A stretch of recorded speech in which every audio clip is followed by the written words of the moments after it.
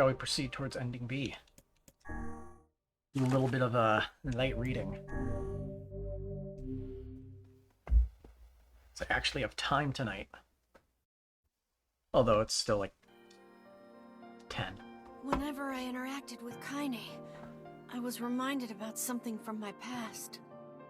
Maybe my mind has been confusing her with my sister this whole time. Anyway...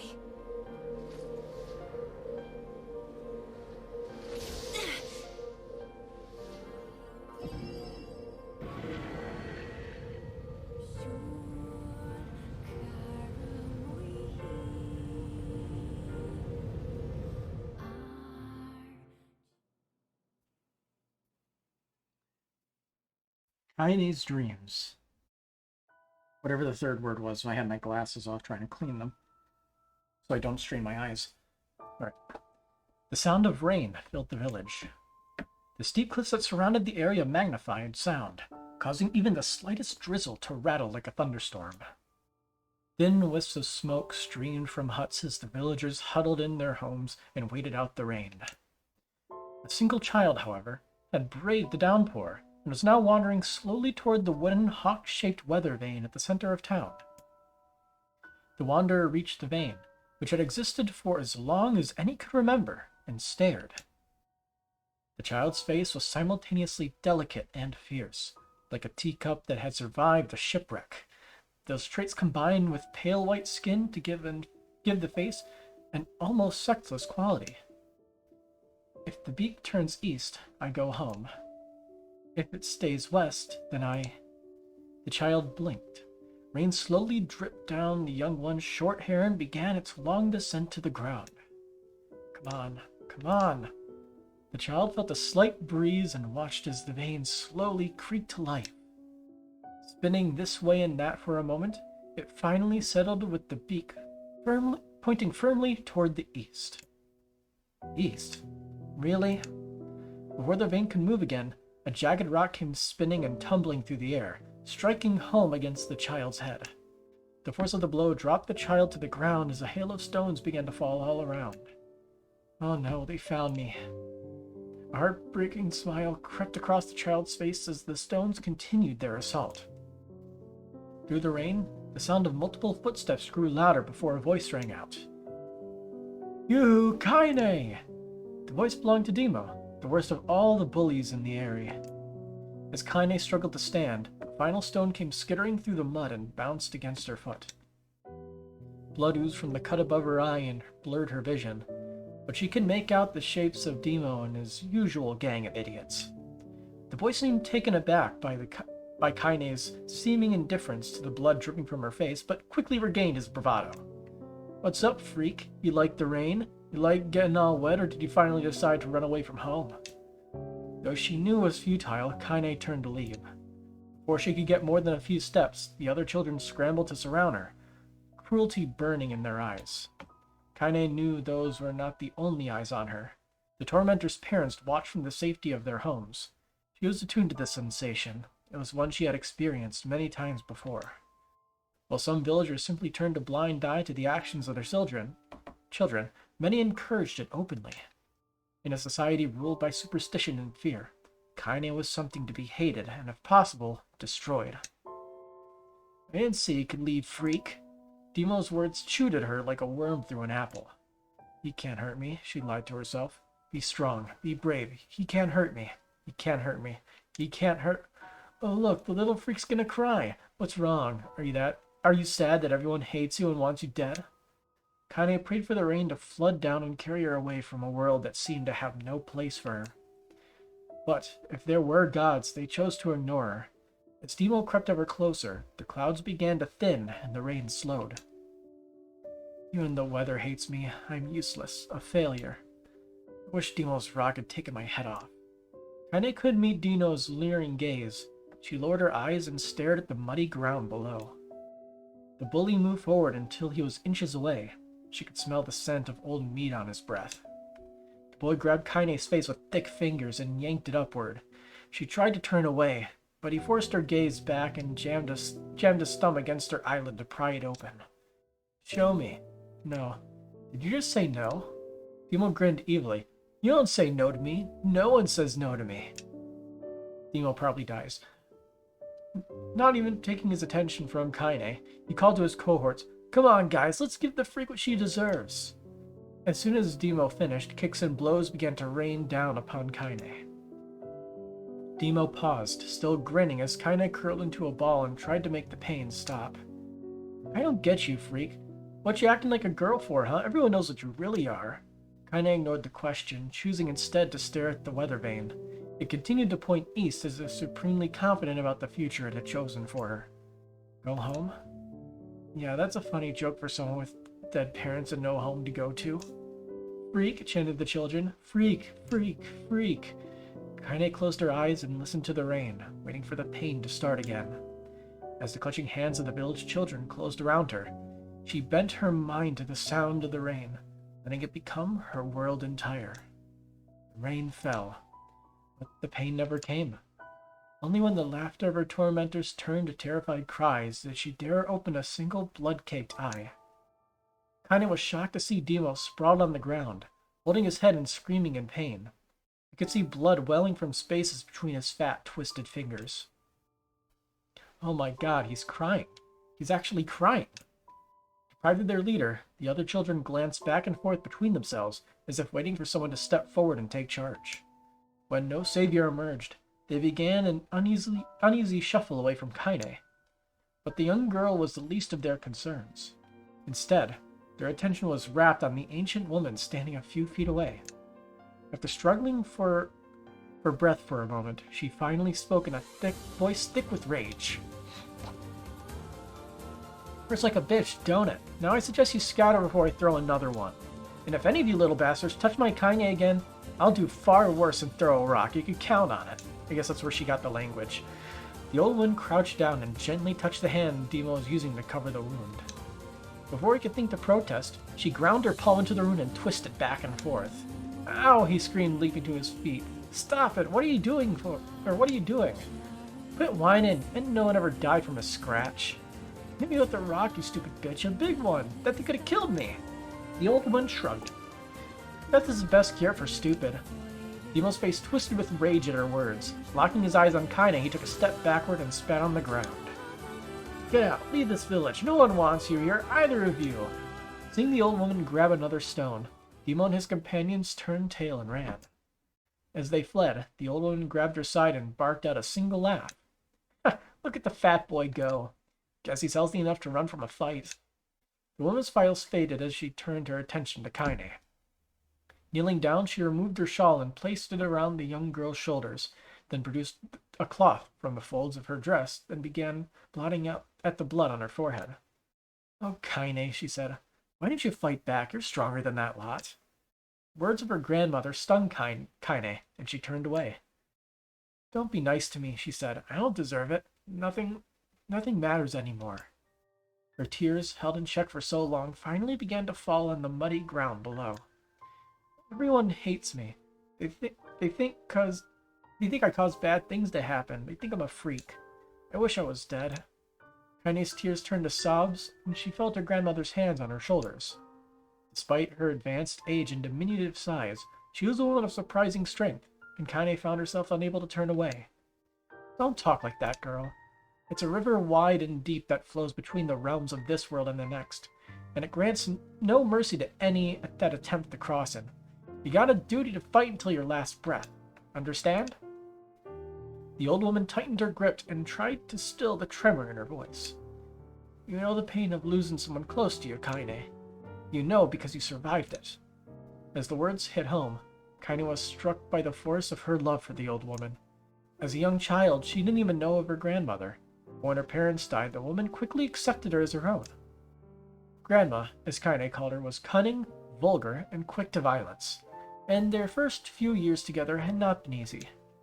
But with each year that passed, Kainé and her grandmother had grown closer. However, it was only now, sitting in the mud with tears and blood caking her face, that Kainé truly understood the depths of her affection. Here was a woman who had seen hard times, who had seen death, who had fought through all these things and somehow emerged on the other side. If anyone could understand Kainé's pain and loneliness, it was her. Do I make you sick, Grandma? Of course not. Don't be an ass. Kainé drew her grandmother's moth-eaten shawl around her body and shuddered. But my body, it's not normal. If I was normal, then Mom and Dad would... Hush, interrupted Grandma. I'll not hear another word of this nonsense. You're my granddaughter, and I love you, and if folks have a problem with that, they can just go to hell. With that, the old woman reached out and placed a wreath of dried flowers in Kainé's hair. The skill it took to bend the flowers without breaking the stems or losing a single petal was remarkable, and the beauty of it made Kainé want to cry all over again. Oh my gosh, these are lunar tears. Grandma, you made this for me? Lunar tears were legendary flowers. Most people could live their entire lives without ever seeing one, and yet her grandmother had somehow collected a dozen or more. Damn, those lunar tears last a long time. We saw the wreath at our house, outside the area. Kainé reached up and touched the wreath as if she couldn't believe it was real. Where did you find these? Just stumbled upon them while I was out doing the shopping. The old woman turned away as she spoke, leading Kainé to suspect that the search had been more difficult than she was letting on. The pains it took me to construct the ornament, let alone track down the flowers used in its construction, made Kainé's heart hurt. She reached up and gently adjusted the wreath, admiring the way it felt between her fingers. Didn't quite turn out right, said her grandmother as she squinted at it. These old hands have trouble with delicate work. But sure looks good on a pretty girl like you. Kainé blushed and turned away. You think I'm pretty? Of course you are. What a fool thing to say. Thank you, Grandma. Her grandmother smiled. We're going to be fine, you and me, she said. As long as we got each other, we'll be just fine. Kainé took her grandmother's hands in hers, and the two of them struggled to their feet. As they began the long walk home, Kainé gripped the hand with all her might, as if trying to stop smoke from drifting away on the wind. The rain had stopped. Kainé stood beneath the weather vane, watching it spin in lazy circles, no longer caring about the direction it faced when it stopped. I don't need to escape. I have a home now. Grandma loves me, and that's enough. Even if it's us against the world. Kainé let her gaze drift up past the vane and into the cloudy sky. The last faint hints of a rainbow were slowly fading. As she turned and headed home, the light scattered into a million particles and vanished, seemingly taken away on the breeze. Kainé's dreams, daily life. Oh my god, we're getting a lot of reading, huh? In the distance, Kainé heard the steady sounds of an axe striking wood. The noise had a purposeful quality to it, as if she were hearing a master woodsman go about his work. The firewood being produced, however, was far from a work of art as could be. Pieces of every shape and size were being flung about a barren yard with wild abandon. Anyone trying to stack such wood would probably die of frustration before the job was through. Stupid piece of shit axe. Kainé's grandmother flailed away with the axe, filling the air with both splinters of wood and words that would make the most hardened sailor blush. Grandma, called Kainé. That you, Kainé? Yelled the old woman, taking her eyes off the wood for a moment. Don't get too close or I might take her goddamn foot off by mistake. She brought the axe down on a piece of wood, sending chips flying in every direction. One spun past Kainé close enough for her to hear the whistle, at which point she decided to step back. Once she scuttled to a safe distance, she cupped her hands around her mouth and shouted, Grandma, do you need help? I can get you water or lunch or a new axe or something. The axe, poised to strike another wobbly blow, paused in midair. The old woman considered her daughter's offer for a moment, then smiled. Tell you what, since I'm doing such a piss-poor job of chopping, why don't you come here and take over so I can go get the water? Jades have been restless lately, and I don't want you running into one of them bastards. Relinquishing the axe, her grandmother picked up a long pole with wooden buckets on either end. Gathering water was by far the more difficult of the two jobs, but Kainé knew better than to complain. Once Grandma's mind was set, there was no changing it. Kainé did her best to help with the chores, but Grandma took every task that required travel to the village. Though she had a long list of plausible excuses, Kainé knew the real reason. She didn't want her grandmother to be taunted and harassed by the villagers. Her granddaughter. Once Kainé moved in, Grandma decided to take up residence a good distance from the area. Out of sight, out of mind seemed to be the best policy when it came to the villagers and her granddaughter, and rare were the days when any but the two of them could be found on the rocky acre of land they called home. Kainé enjoyed the solitude, but harbored a secret resentment that her grandmother was forced to spend her golden years in such a place. After watching her grandmother leave, Kainé turned her attention to the task at hand. She had never chopped wood before in her life, and soon discovered why the old woman hated the chore. Swing after swing of the axe produced only a tiny crack in the wood, and when she finally managed to connect with a solid stroke, the tool embedded itself in the log and refused to budge. Frustrated, Kainé swung the axe around her head and threw it, log and all, across the yard. Damn it, crap. She suddenly understood the joy her grandmother felt in a good curse. Happier now, she picked up the axe, forced it from the wood, and resumed chopping. She had a natural skill with the blade, but the task was challenging, and blisters soon began to form on her small pink hands. This is tough. My logs are all weird sizes. Spitting on her palms and ignoring the pain, Kainé redoubled her efforts. Just as she was developing a rhythm, Grandma returned from the village. Setting down her buckets with a small sigh, she took one look at the logs and coughed out a wheezy laugh. Pretty clumsy, girl. You better practice if you... Her grandmother suddenly collapsed to her knees, causing one of the buckets to wobble precariously. Eyes wide, Kainé dropped the axe and ran to her grandmother's side. Grandma! The old woman shook her head and pointed a trembling finger at the bucket. Get the bucket. Can't let it spill. Kainé steadied the bucket with a foot as she knelt by her grandmother. A small bit of water sloshed over the side and made a new home in the hem of her dress, but Kainé didn't notice. Grandma, what's happening? Crazed with panic, she grabbed her grandmother by the shoulders and shook. After a moment, the woman lifted her arms and batted Kainé away. Stop that, just stop, she cried, breathing heavily. It ain't like I'm dying. Just tired from the trip is all. Kainé desperately wanted to believe her, but one look at the old woman's shaking hands and worn face told her more than words ever could. Her grandmother had lived a long, hard life, and it seemed the bill was finally coming due. The time when her grandmother watched over Kainé was ending. Sooner than either of them had feared, the positions would be reversed. The next morning, Kainé came to the side of her grandmother's bed and took her wrinkled hand. Grandma, you're sick and you need medicine. I'm going to the village. The old woman shook her head and tried to rise, but Kainé gently pushed her down. It's all right, she said. I'll be fine. Her grandmother fixed her with a gaze that could melt steel. After what seemed an eternity, she finally lowered her eyes and sighed. Well, I don't like it, goddammit. But I guess I should quit being so stubborn and let you grow up. The old woman watched as Kainé strapped on her boots and made her way down the road to the village. Hours later, as an unseen sun made its way across a dark and rainy sky, she was still watching. Kainé moved at a brisk pace, checking her pockets every few minutes to make sure the money her grandmother gave her was still there. Every noise caused her to spin on her heels, making sure she wasn't stalked by a shade or worse, Demo and his gang. But she encountered neither tormentors nor shades, and Kainé finally found herself at the entrance to the village. The few adults she could see glanced sideways at her, then muttered to each other behind raised hands before slinking away into the shadows. Her heart racing, Kainé took a series of rapid, shallow breaths and tried to calm herself. I have to prove myself. I have to help Grandma. I have to be strong. She chanted those words to herself over and over as she slowly made her way. Finally, her eyes settled on a rotund, older woman who was angrily waving her arms in the air and telling anyone who would listen exactly what she thought of Kainé's presence. Hey lady, said Kainé with a bravado she did not feel. Where's the apothecary? The woman's flabby cheeks shook in bewildered anger.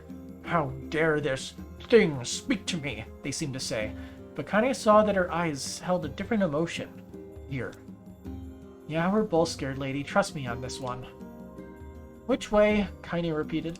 The woman pointed at a small building to her right before hitching up her dress and stumbling off in the other direction. Kainé cringed, expecting a stone to come flying from the assembled crowd, but none came. Her mind was filled with a strange sense of pride as she made her way to the apothecary, but the new emotion had little time to take root, for as soon as she opened the door, she noticed a familiar customer at the counter. It was Demo. He'd clearly been sent out here on some kind of family errand because his gang of followers was nowhere to be found. Oh my god, he sputtered. What are you doing here, freak?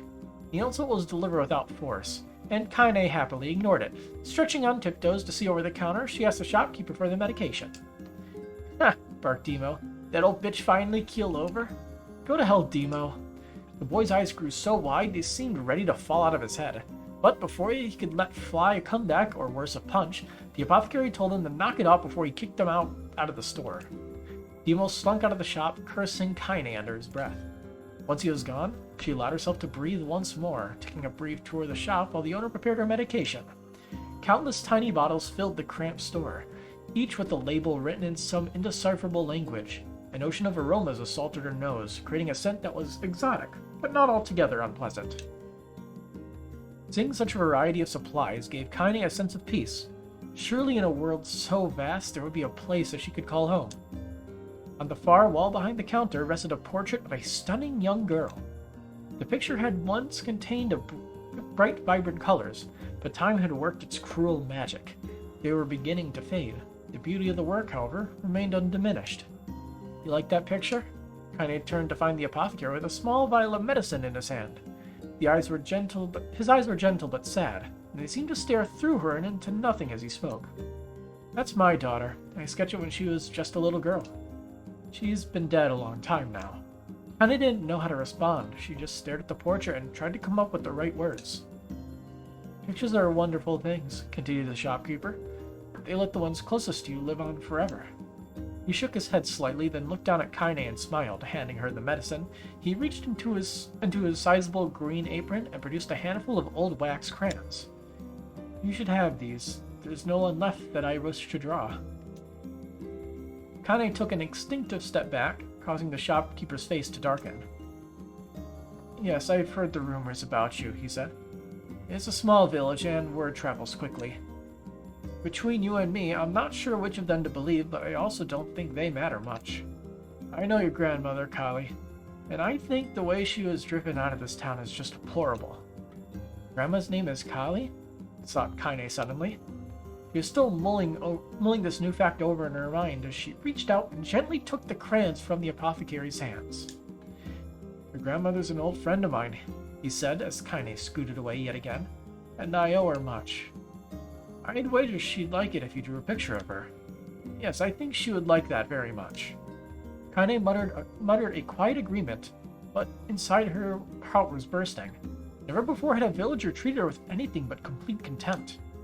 It was a tiny, almost imperceptible step, but it was a step nonetheless, and with enough tiny steps, she might one day discover the rest of the world.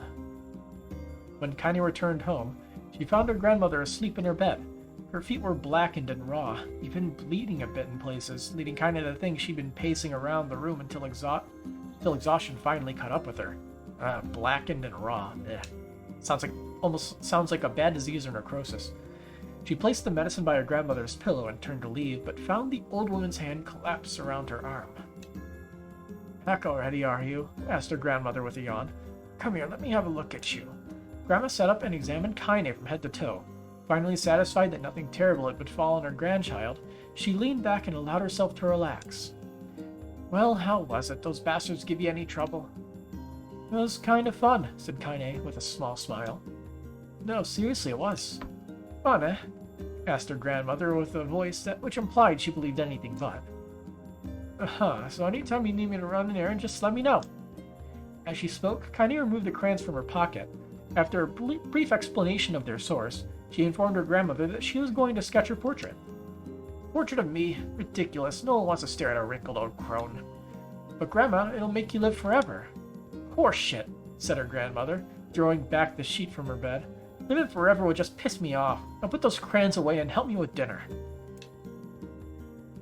But Kainé would not relent, and in the end, Grandma found herself leaning against the wall of their house as if posing for a master artist. Kainé took up the crayons, eyed her subject carefully, and set to work.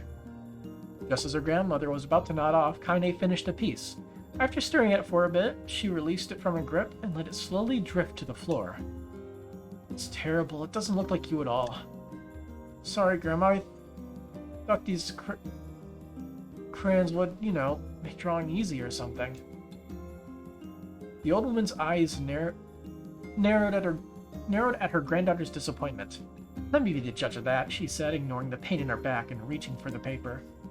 The sketch could have been a person's face, could also have been a boulder, a lump of clay, or an incredibly misshapen loaf of bread, all rendered in a chaotic array of colors. The old woman stared at the picture for a long time, then slowly wheezed out a laugh. "Oh, Kainé," she said between laughter, "you truly are my blood. You're as clumsy as me, and I love it." But, hush, I won't hear any more bull about how ugly you think it is. It came from the heart, and I'll treasure it always. True to her word, the old woman gave the picture a place of honor above the kitchen table.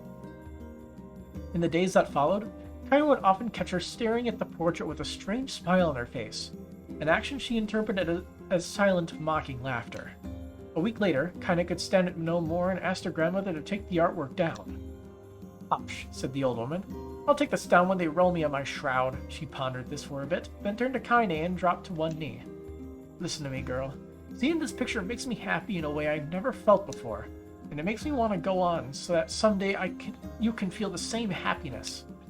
It was a moment that burned itself in Kainé's memory, a perfect blend of pride and love and joy that came together to form a lifelong remembrance. She swore to never forget this moment, to never forget the old woman who had made her place in the world possible. Time moves on. People and memories move in and out of a life like ghosts passing through a hall. But this moment will be different, Kainé swore, because I will remember it forever. Forever. Kainé's dreams, separation.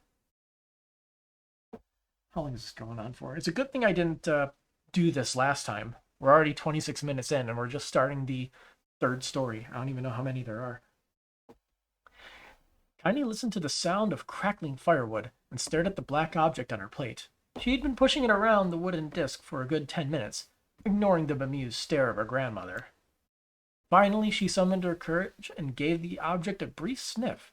A sharp, bitter scent flew up her nostrils and made its home there, causing her face to twist with disgust. "Grandma, I can't believe you want me to eat a bug."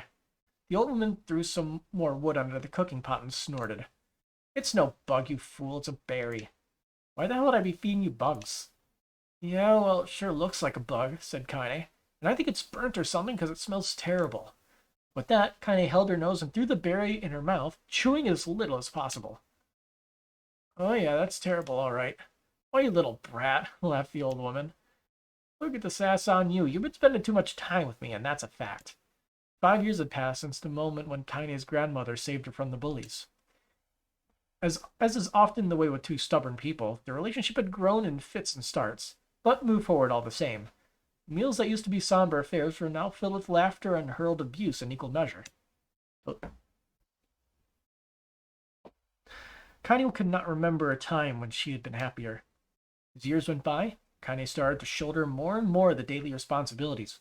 Her grandmother's legs grew weaker by the day, and she could no longer do many of the chores she used to take for granted. And so this morning found Kainé lacing up her work boots with a breakfast of burned berry rolling through her belly. "Where are you going today?" asked Grandma suddenly. Kainé looked up, surprised. The old woman rarely asked for specifics anymore. "Well, I was going to check out the kelma trees and see if they are ripe. I thought we could make some jam or something. Oh, and I'm going to pick up some flagstones, so I need to take the wheelbarrow." "Flagstones? What in the hell for?" Kainé stared at her grandmother, then held out an arm and swept it around their home. Constructed mostly of cloth, rope, and rubble, the old place sagged like a boxer in the final round. "Grandma, a dying cat could chew through this house. I'm going to build a stone wall so we have some protection." The old woman laughed, exposing her toothless grin to the world. "God damn, girl, if a bunch of thieves want to ransack this old place, let them come. We got none worth stealing anyway." "I'm not worried about thieves, I'm worried about shades. People saw one west of the village yesterday." The old woman tilted her head and stared at her granddaughter. "Well, shoot, I don't know why I have to do it today. I can worry about some other." "Grandma, no. If I don't go to the kelma trees, we won't eat tonight, you know that." A confused expression passed across the old woman's face, and for a moment she was a small child lost at a carnival. "Yes," she said after a bit. "Yes, of course you're right. I'm sorry, Kainé. Lately it seems my mind is..." She didn't finish the thought, instead of walking over to her nightstand and gently taking the wreath of lunar tears from the drawer. The flower's petals had aged to a brilliant whiteness, and Kainé thought it was more beautiful now than the day she first received it. "You're going to be a true woman soon," Grandma said as she placed the flowers in the girl's hair. "So that means less chatter about shades and building defensive walls and more talk about how beautiful you've become." Annoyed, Kainé reached up to remove the garland, but the look on her grandmother's face stopped her hand. "You're a beautiful thing," said the old woman, "and there ain't another like you in the world. I'm very proud of you." "Okay, Grandma, that's enough goddamn compliments for one day. Such a mouth on you. Where did that come from? Gee, I wonder." "I'll teach you to sass me, girl," yelled Grandma. Suddenly, she lurched forward and grabbed Kainé by the ears, pulling her around the room with a crazed grin on her face. "Grandma," yelled Kainé in a quaking voice. "Grandma, stop it! What the hell?" The old woman stared at her and blinked, then slowly held her wrinkled hands out as if it was the first time she had ever seen them. "Oh, I don't know what happened there. Sorry, girl. Sometimes my mind just..." Kainé thought the look on her grandmother's face was the most heartbreaking thing she had ever seen. "Listen," she began. "Maybe I should stay home after all." "No, I won't have you stay here to keep an eye on an old codger like me. You go get your fruit and your wall and whatnot. I'll be fine. And when you come back, I'll have a nice grasshopper dinner waiting for you." Kainé rolled her eyes and kissed her grandmother on the forehead and made ready to depart, trying desperately to ignore the worry that was gnawing at the walls of her heart. Kainé could feel the old woman's eyes watching her as she moved down the path. Don't turn around, she told herself. But in the end, the temptation was too great. She spun on her heel for one final look and saw a small, bent woman standing in front of a ramshackle hut with a sad expression on her face. God, she looks so old now. It's like the wind could reach down and just carry her away. Kainé worried about her grandmother all day, causing her work to suffer. What little fruit she could collect was tossed carelessly into the wheelbarrow, and she only found a couple stones before losing interest in the project. Finally, as dusk approached, she decided to call it a day. Cursing herself for the lack of focus, Kainé pushed the nearly empty wheelbarrow back down the path. As she crested the final hill, she suddenly froze in place. The wheelbarrow fell from her fingers and collapsed on its side, sending a few pieces of wrinkled brown fruit rolling back down the hill. Her gaze was transfixed by a thick black cloud that hovered just ahead, tracing its path with a finger. Kainé suddenly felt her stomach knotted on itself. No, oh gods, no. Her grandmother's house was ablaze, the flames licking up as if trying to touch the sky itself. Grandma! Grandma! Kainé ran then, faster than she ever moved in her life. Once she tripped on a stone and went sprawling into the rocky ground, but she leapt to her feet and continued running, unmindful of the blood that spilled from her wounded hands and knees. As she got closer and closer, Kainé's mind began to race in time with her footfalls. It's too dark, not just fire. Can't be fire, too much smoke. Gotta save her. She burst into the front yard and came to a sudden halt. Her worst suspicions confirmed. The smoke from the fire was mingling with the thick, inky blackness of an enormous shade. The massive creature supported itself on 3 twisted feet and achieved the bounce through a means of a large armored tail. Scales, horns, and claws sprouted from its body in a random, chaotic pattern, giving the appearance of a lizard designed by some insane god. Seeing Kainé, it let out a roar and flicked its tail, sending small whirlwinds spinning around the yard. For a moment, the creature retreated into a shimmering, inky blackness, as if her mind was unable to comprehend such a thing could actually exist. But then the smell hit her, a blend of rotted meat and excrement, and the horror became real once more. The creature bellowed again, and this time Kainé responded with a scream of her own. "All right, you bastard," she thought as her scream echoed off the high cliffs around them. "It's you or me, let's go." The shade eyed Kainé with bemused interest. Then it began looking from her to the house and back again, as if urging her to look at the destruction it had so gleefully wrought. With dread building in her heart, Kainé glanced toward the house. Through the smoke and flame, she spotted a small figure struggling to escape the ruins. "Grandma!" At the sound of her voice, the old woman began waving frantically. "He's alive," thought Kainé. "Alive!" Kainé's legs sprang to life as she raced across the yard toward the flaming wreckage of the house. Before she could advance more than a few steps, the shade opened its mouth and let out a roar powerful enough to uproot trees and send them flying. The blast sent Kainé tumbling through the air before smashing her against the rocky earth. Stars danced in front of her eyes as she tried to remember how her legs worked. Get up, get up, get up, get up, get up now! As Kainé struggled to her feet, the shade stomped toward the house and pinned her grandmother to the ground with the tip of a claw. The old woman struggled to move the claw from her stomach, but she might as well have been pushing a mountain. She coughed briefly, sending a small spray of blood into the air, then collapsed to the ground, her energy spent. Kainé lurched to her feet, only to fall back to earth with a gasp. Her ankles were on fire. One or both of them were surely broken. Ignoring the pain that screamed through her body, she began dragging herself across the ground, leaving a drunken trail of dust and blood in her wake. "Grandma, hold on. Just a little longer." Her grandmother's face was turning blue, her eyes rolling back until only the whites were exposed. Kainé pulled herself across the ground with maddening slowness, the distance seeming to increase with every second that passed. The shade glanced between the two women and flicked out its tongue, its giant mouth turning up at the corners. A short, panting breath belched from somewhere deep inside its core. "Bastard, laughing at us." She had no idea how such a mindless creature could experience emotion, but there could be no doubt the Shade was taking joy in their suffering. "Yeah, I see your plan." The Shade moved its claws slightly, allowing Grandma to breathe again. It was clearly keeping her alive only to snuff out her life when Kainé was close enough to touch her. "Kill this bastard." Summoning all her strength, Kainé rose to her feet. There was a sickening snap from her right ankle as the foot twisted backward, but she forced it from her mind and began to hobble it toward the monster. Pulling a small knife from the pouch at her waist, she leapt on the foot that pinned her grandmother and plunged the weapon deep. "Give her back!" she screamed. "Give her back to me!" It was like stabbing a rock. After a few swipes, the knife broke at the hilt with a dull snap.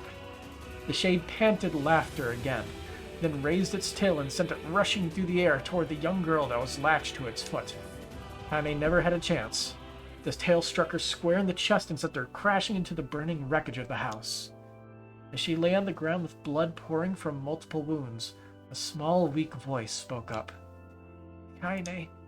Kainé's vision blurred, but she forced herself to focus on the sound. Finally, her eyes cleared enough for her to make out her grandmother's hands reaching out to her through the smoke. "Grandma, Kainé, you gotta run. You can't best this one." Kainé grabbed the hands and held on with all her might. "Grandma, come on, we have to go." The old woman coughed loudly. One of her hands, slick with blood, slipped from Kainé's grasp and thumped to the ground below. "Grandma, no, no. I said run, goddammit. You have to live. You have to get through." The thought would stay forever unfinished. Before she could say another word, the Shade's clawed foot descended, smashing through the remains of the roof and down upon the shattered figure of the old woman. Blood oozed from gaps in the creature's toes as the terrible putrid smell assaulted Kainé's nose once again. She stared at the foot, dumbfounded, convinced that what she was seeing could not possibly be real.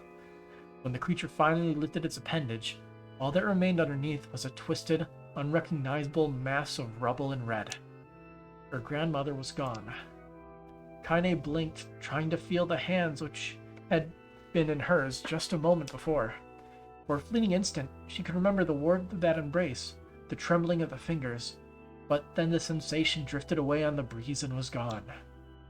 Memories flashed through Kainé's mind one after the other, faster and faster until they became a meaningless jangle of noise. Kainé screamed then, a thunderous sound that echoed off the cliffs and seemed to roll away forever. The Shade eased forward, black ichor pouring from its mouth and dissolving into smoke on the ground below. The earth shook with every step as it crept towards its prey. Kainé's body slowly rose as if controlled by a mad puppet master.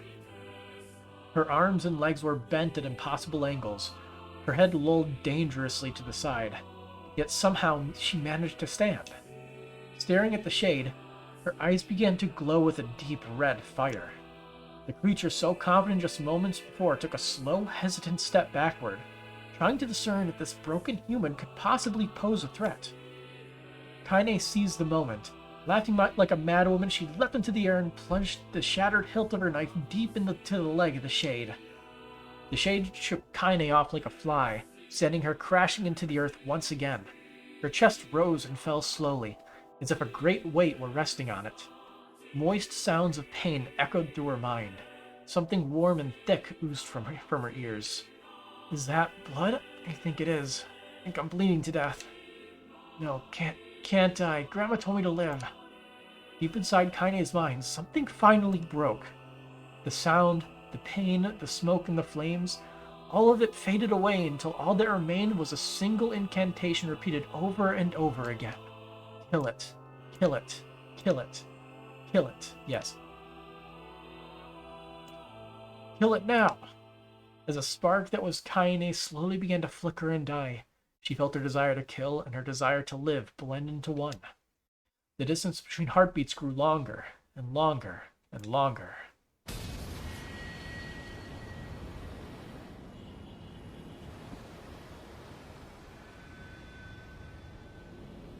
Thank you for stopping the text. Emil.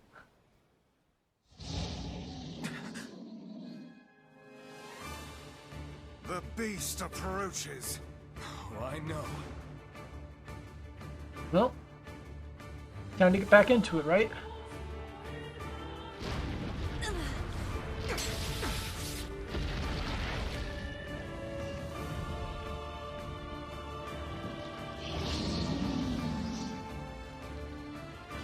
Alright. We're still using our weapon of choice.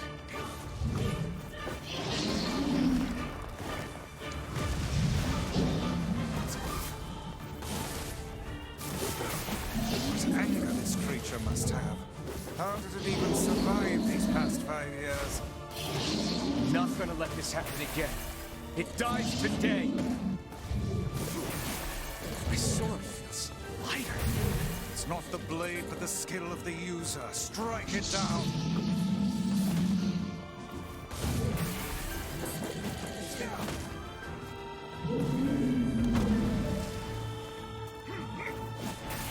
That'll do it.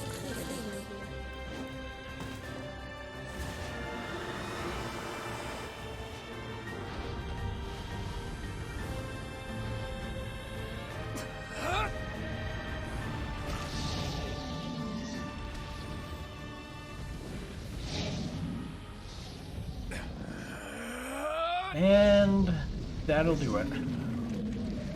Bam.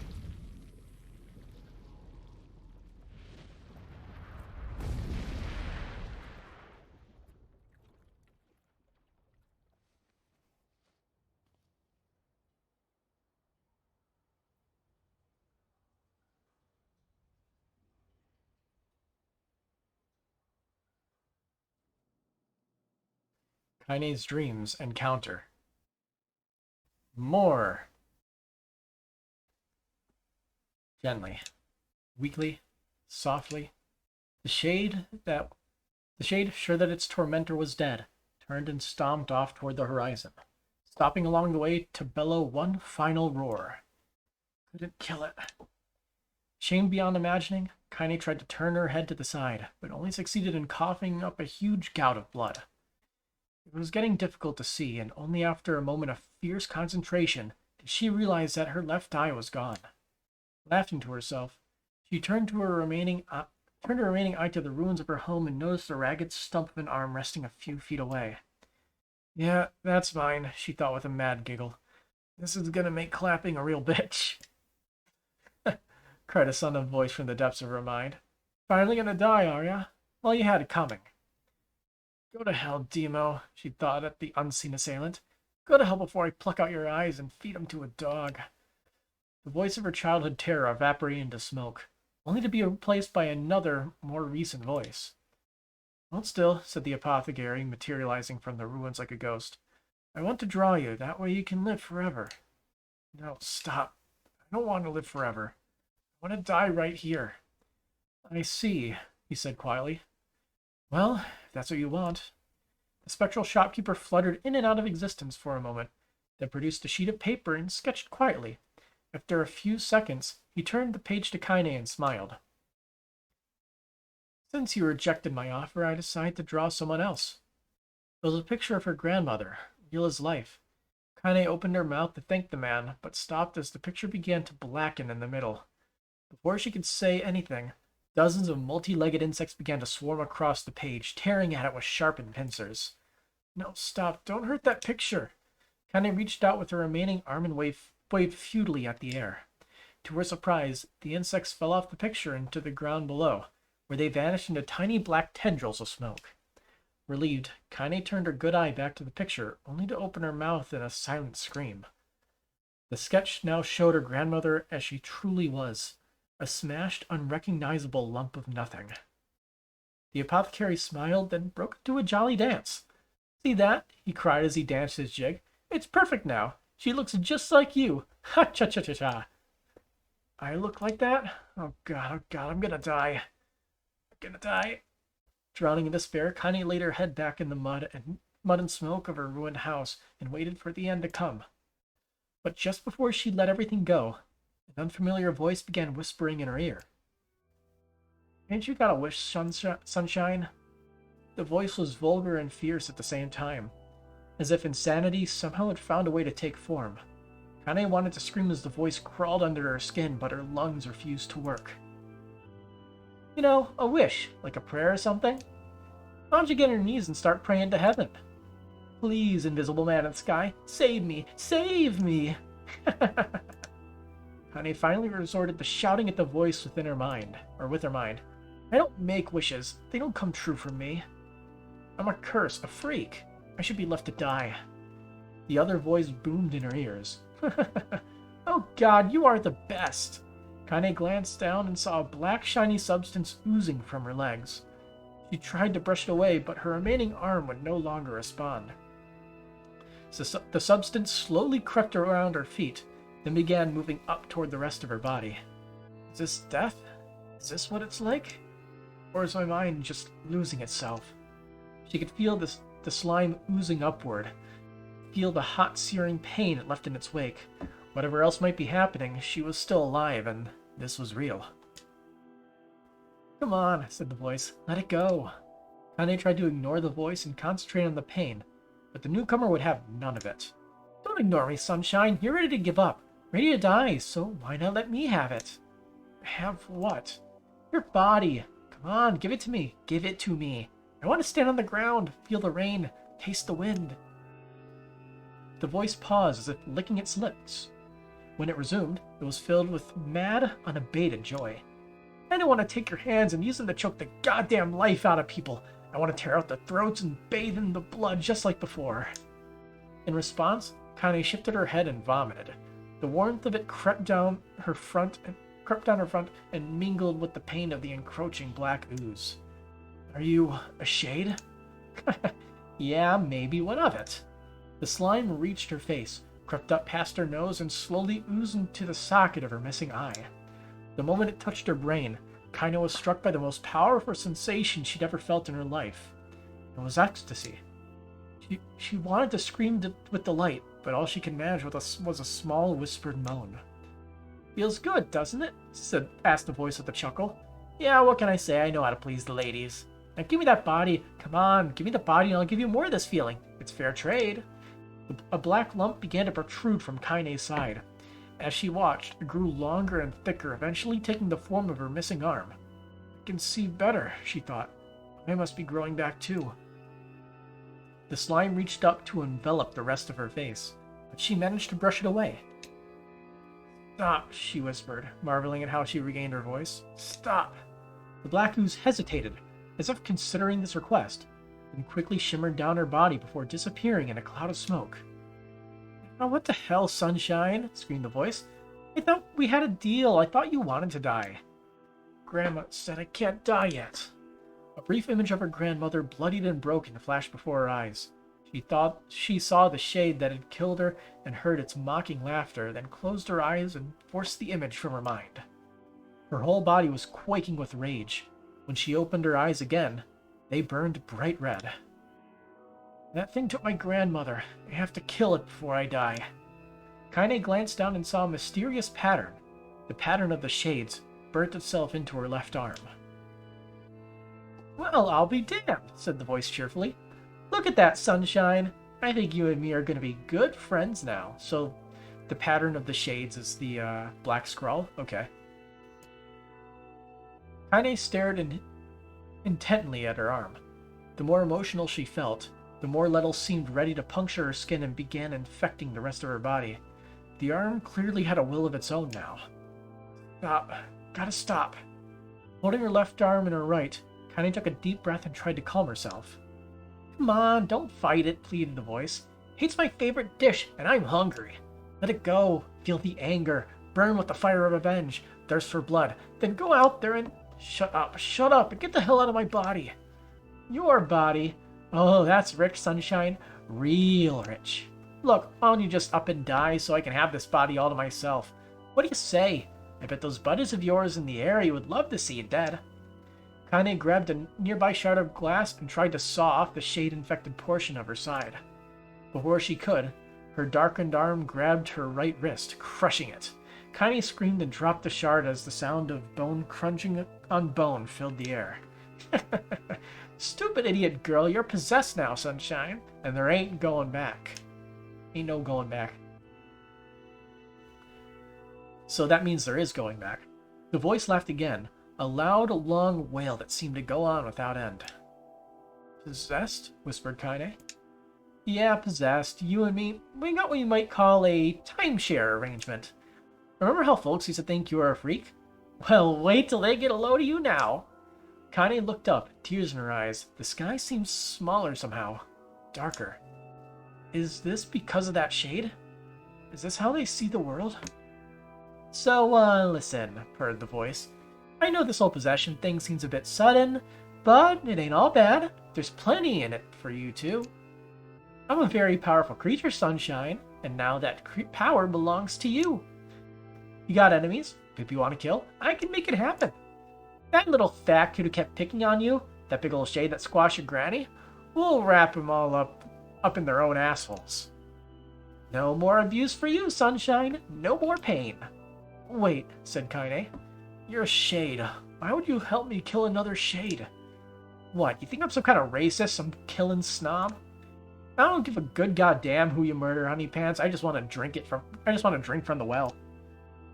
Kainé considered this as she struggled to her feet, the power of the shade coursing through her. The smoke from her house was drifting away with the wind, and she enjoyed the way the cool evening breeze felt on her new left arm. After a long pause, the voice spoke up again. So, how about it, you and me? We could have some good times together. Look, I'll even take care of the bloody part if you don't want it. Fuck off, asshole, muttered Kainé. I'll handle the killing. Screamed the voice. Look at you go. Oh, Sunshine, we are going to have so much fun. So listen, my name's Tyrion, and if you ever need me, I'll just be hanging out in this piece of meat you call a heart. Now get to it. The more you kill, the more your heart turns rotten and sour, and I like rotten and sour. Kainé found herself nodding at the voice. Yeah, she said. Yeah, I think this can work. I'm going to find that shade, and I'm going to strangle it with its own guts. And when I'm done, I'm going to do the same to you, Tyrion. Count on it. Ha! Laughed Tyrion. I've shit bigger than you, so good luck with that. Oh, and hey, one more thing. Right now, you and me are sharing this body. But if you ever run out of hate, if you ever, go soft, then I'm going to take over everything. So keep on killing, Sunshine, and watch your back. The voice grew fainter and gradually faded away, fading to somewhere deep inside Kainé herself. Kainé waited until she was sure the voice was gone, then waved her new left arm around a few times. It feels perfectly normal, she thought. It feels like mine. Desperately, she began poking and prodding at the new limb, determined to find something wrong with it. She didn't want it to feel normal. That would mean the creature inside her had already won. Not a shade, I'm Kainé. Repeating this mantra in her mind, she slowly began digging through the rubble of her house, being careful to ignore a certain red-stained spot in the corner. Finally, after what seemed like an eternity of heartbreaking work, she found what she was looking for. It was the wreath of lunar tears. Though it had been through hell and back, the garland's petals were as bright as ever. Kainé started to place it in her hair, then slowly lowered the wreath and stared at it. Sorry, Grandma. I'm so sorry. But I don't deserve to wear this anymore. I'm possessed, corrupted, a freak. And this time, I don't think there's any going back. Holding the flowers to her heart, Kainé fell to the ground and sobbed. As night gradually lightened to dawn, and the people of the area rose to their daily lives, she remained in that position, as if tears could somehow wash away the horror that now infected her world. Alive. Stay alive. Stay alive. Grandma. Kainé, you gotta live. You gotta come back to us.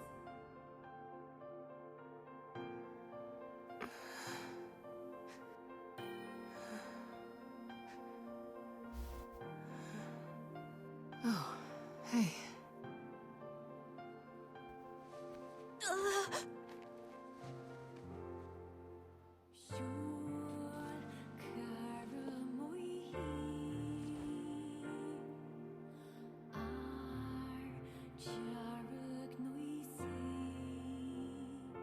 Emil, you were the one calling me, weren't you? You still recognize me? Of course. I knew you right away. Thank you, Kainé. Welcome back, Kainé. Wow, you grew up. So, how long has it been? 5 years.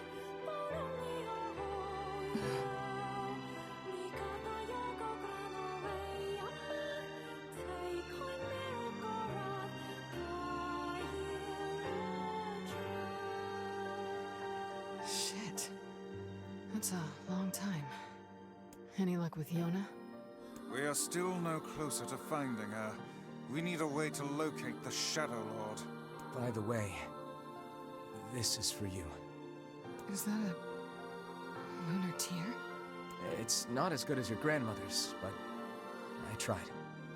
No, it's great. Thank you.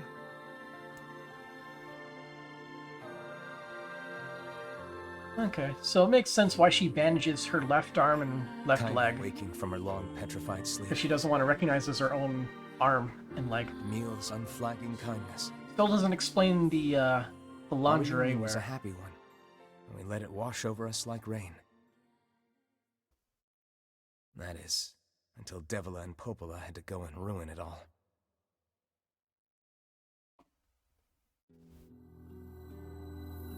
Are you kidding me? You can't be serious! Please, try to understand. People are tired and scared, and... I'm sorry. I'm sorry you have to bear the brunt of that. This is crap, and you know it! It's okay. We can sleep outside. No one's sleeping outside. You and Kainé saved this village, and now they want to run you out? People are afraid of us. And really, I understand. I mean, look at me. As long as you're still with us, I can deal with it. Right, Kainé?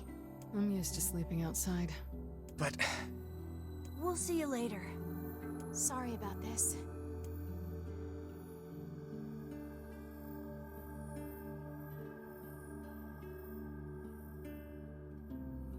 What is the matter?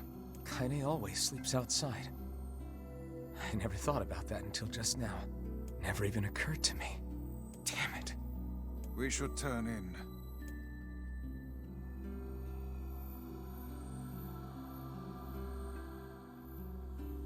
I didn't get much sleep that night. For the first time in my life, I hated Devila. For the first time in my life, I doubted Popola. But those feelings are pointless in the end. They said and did what they did for the sake of the village. To protect it from the horror of the Shades.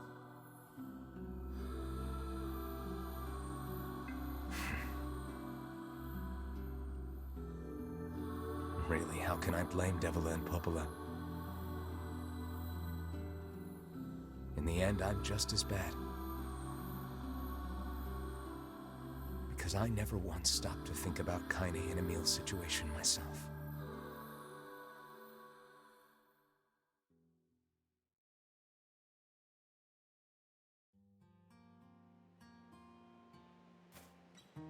It's new?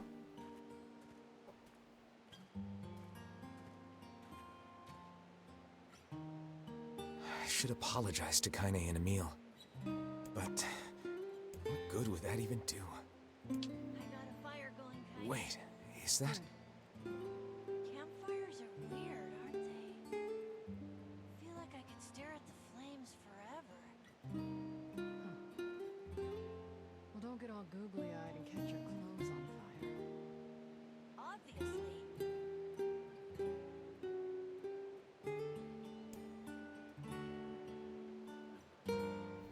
I'm so happy to get to talk to you again, Kainé. Yeah, me too. I tried everything I could think of to save you, you know. I polished you with a special cloth. I poured warm water over you. Wait, you poured water on me? Yeah, but it didn't really do much except make you all shiny. Hey, Emil. Thanks for saving me. I guess you noticed how I look different now. I'm sorry, Emil. I'm sorry for all of it. Well, I mean, this new form isn't all bad, you know? At least I can look at you when we talk, right? Hey, so why don't you tell me something about yourself? I'm not very interesting. Sorry. Come on, I just want to know you better. Please? Fine. This all happened when I was a kid. Before the whole shade possession thing. My body is... different. And when the villagers found out about it, they started treating me like a freak. But one person, my grandmother, accepted me just as I was. I'm wondering what exactly is No different. matter how bad things got, she gave me the strength to keep going. She's really special to you, huh? Yeah. Oh, hey! That gives me an idea. Since we cured your petrification, we should start looking for a way to cure your possession in my body. I know we can do it if we all work together. Heck, it'll probably be super easy. Barely an inconvenience. Let me guess. More warm water? Okay, can we just forget I told you about that?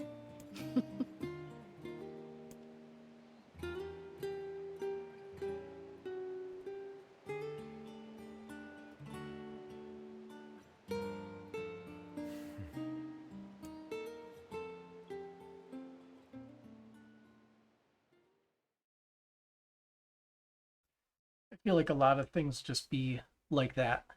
Mostly the same until we get towards the end. Few Sleep little well? extra scenes sprinkled in. Sure.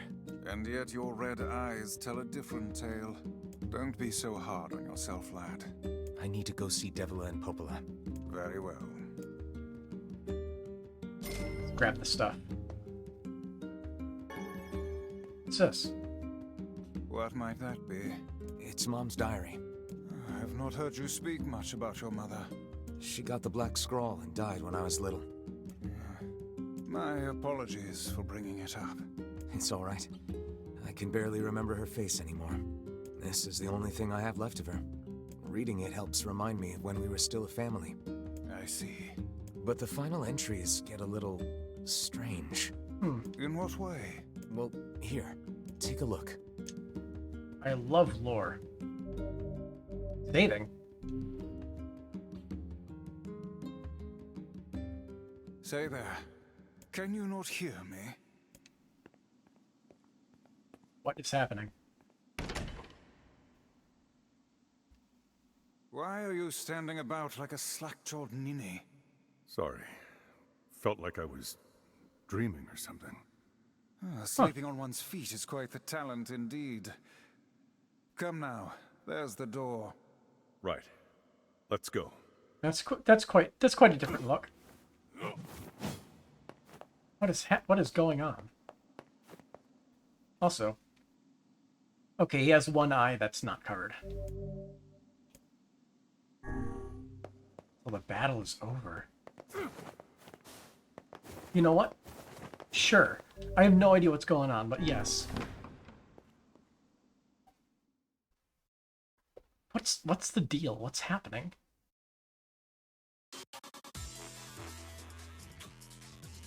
This is the world of the recycled vessel, created to avoid the destruction of all. It's a tower.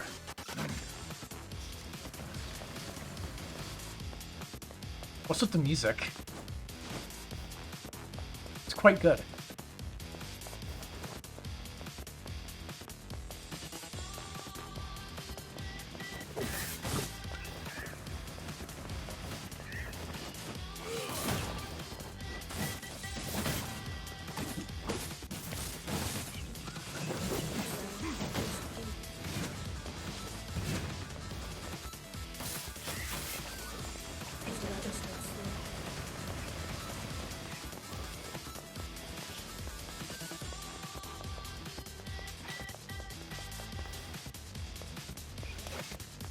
For a second I thought saw that opening, but nope.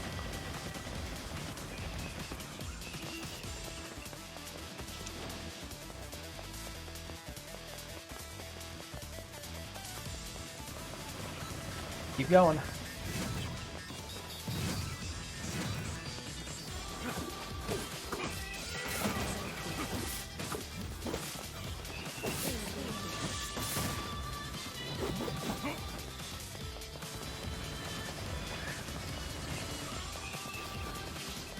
Still in hard difficulty too, which is fun.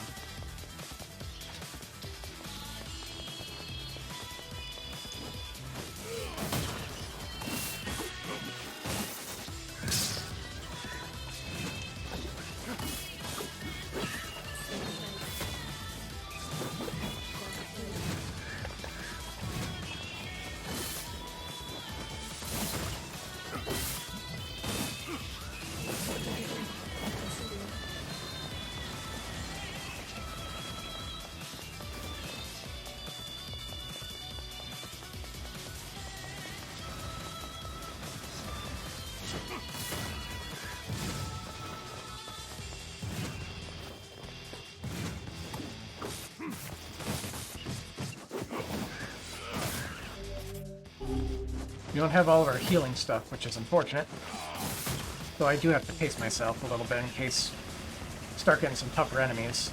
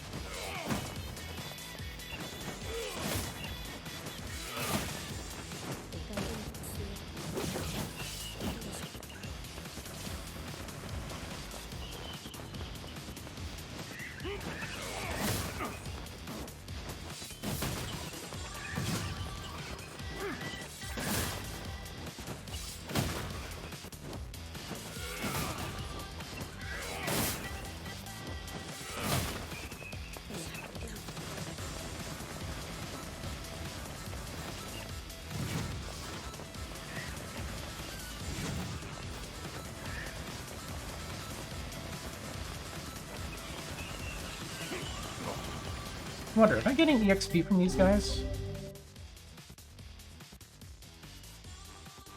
58,080. I am not. That kind of sucks.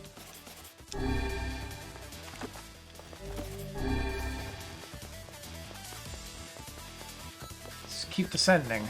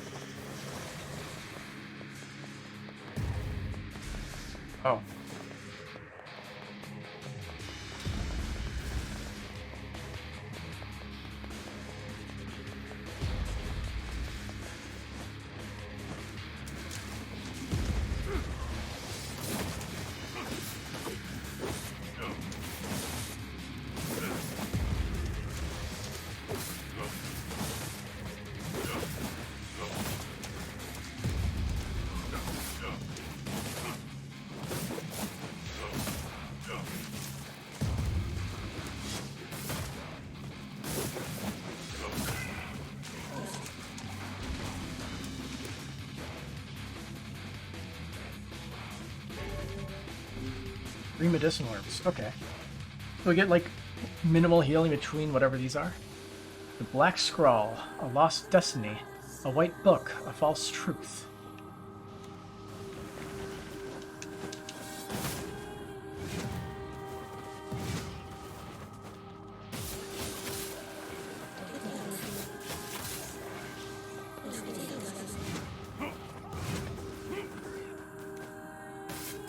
Weird filtering.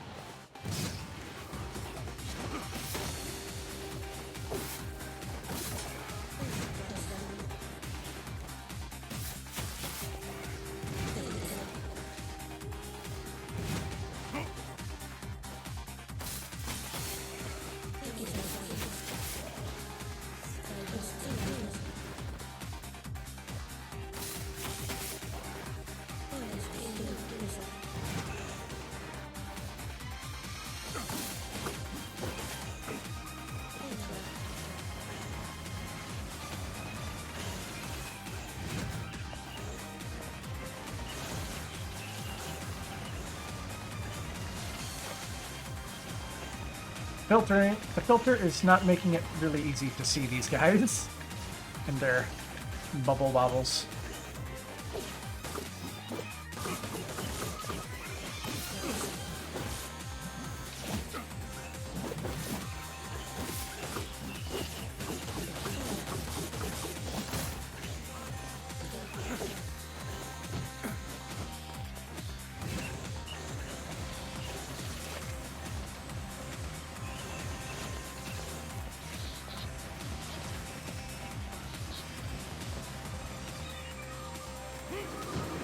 Oh god.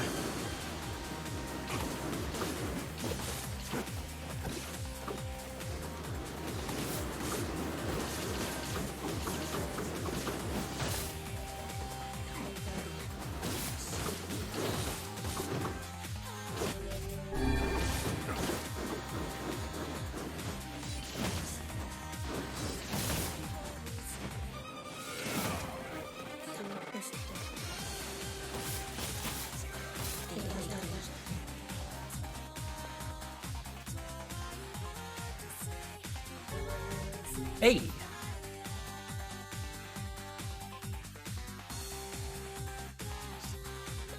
But yeah, the book is very weird. Soldiers assault, calling forth white death. They are legion who plunge the world into darkness.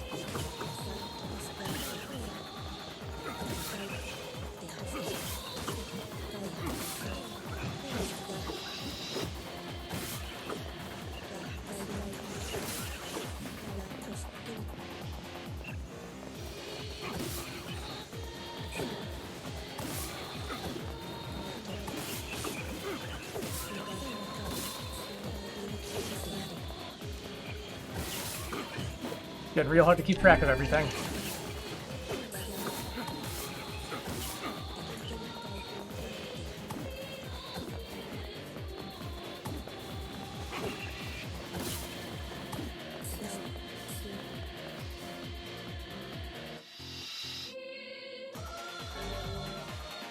Obtain the one-handed sword, Fool's Embrace, and more medicinal herbs. Keep going, I guess, or is it done? The dragon's corpse brought death to the world, delivering unto it to power of magic. Oh. Look at what you did, Kaim. All because you have to get the true ending.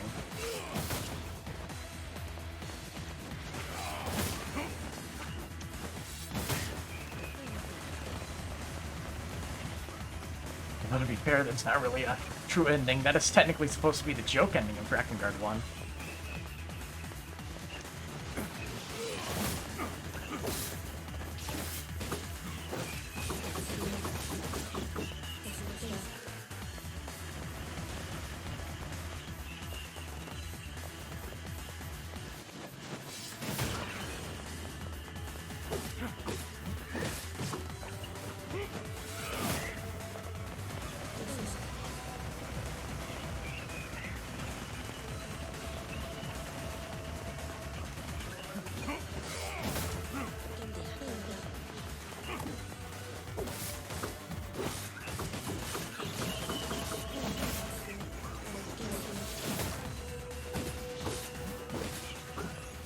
Oh, that caught me off guard.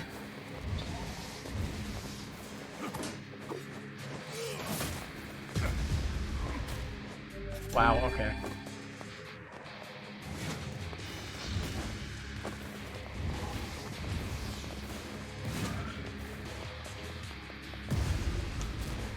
Oh my god.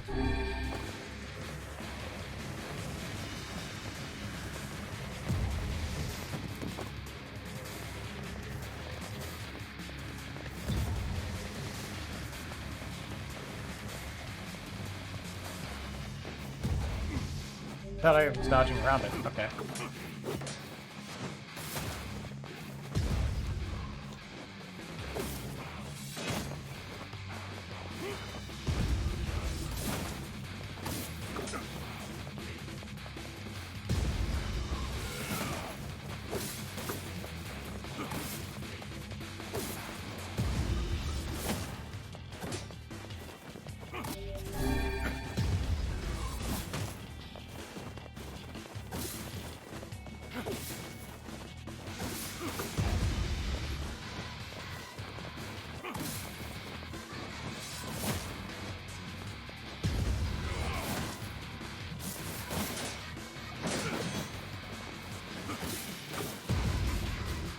Damn, I thought I was high enough.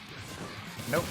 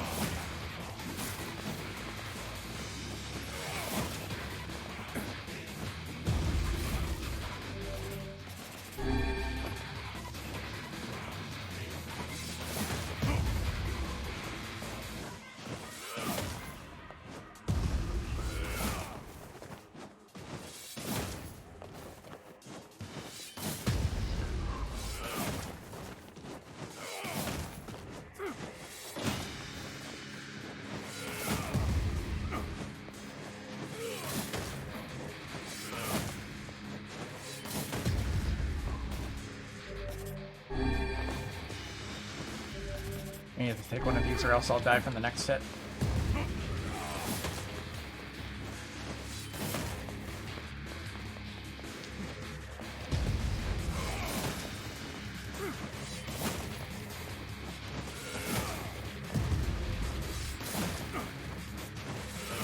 Finally! Yeah. No experience from it.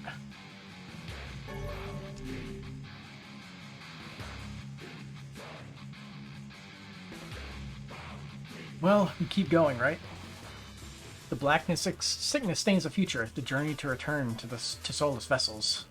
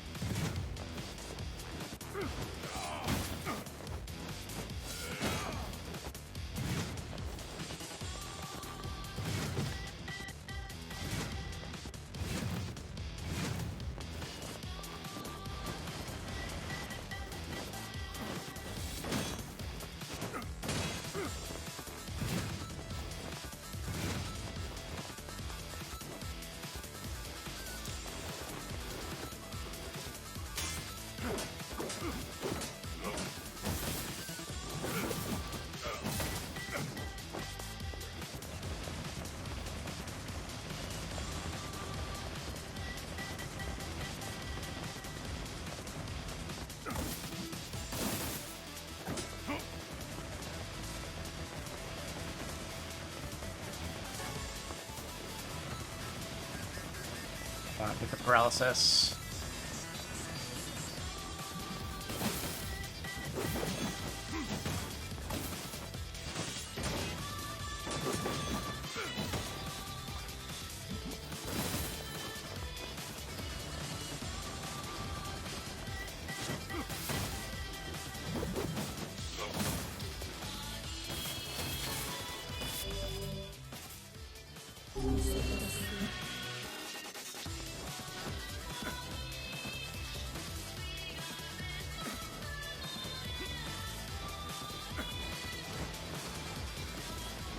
Oh, that's a lot of enemies.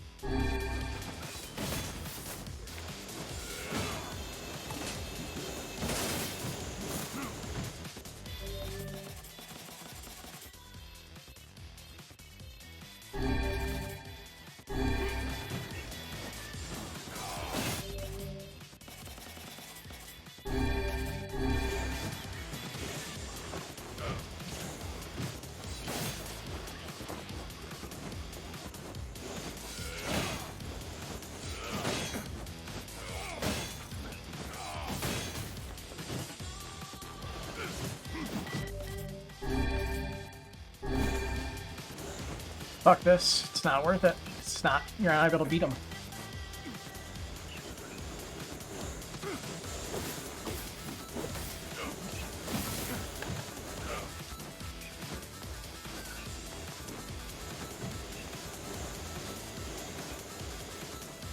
Can't beat those armored enemies. It's just really stupid.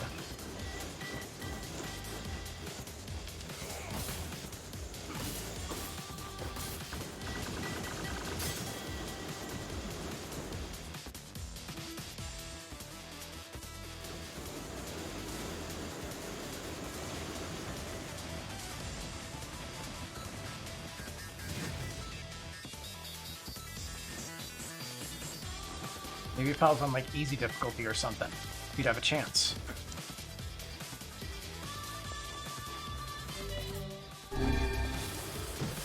Oh, it's this thing. He says it doesn't have armor.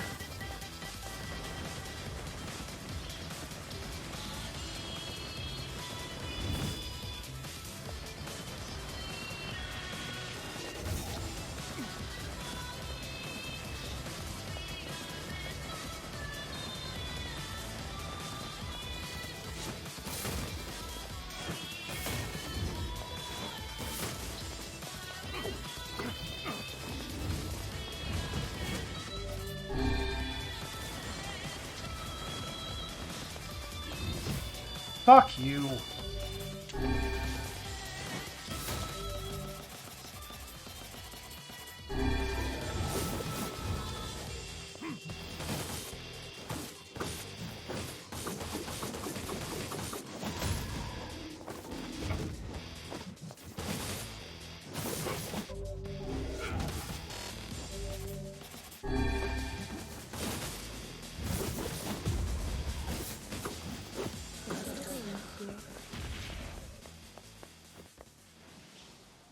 You didn't have to kill everything, right? Got the Kabuki outfit. 1,000 experience points. Only 1,000?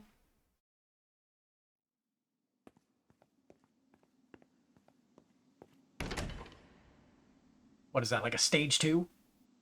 More? What if we leave this area?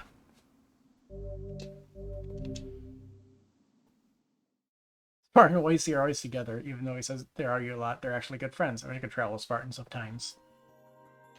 That is very weird, yes. Lord, Something wrong? I feel as if I've just awoken from a most unpleasant dream. I know what you mean. That happens to me whenever I read it. No, I think he means something a lot more weird.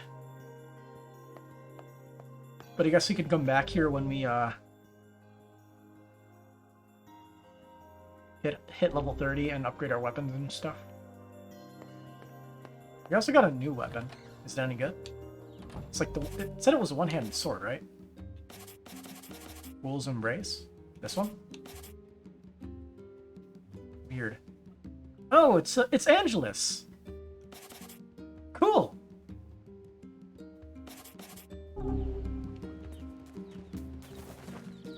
Alright, we get any good ones? I see one, I think.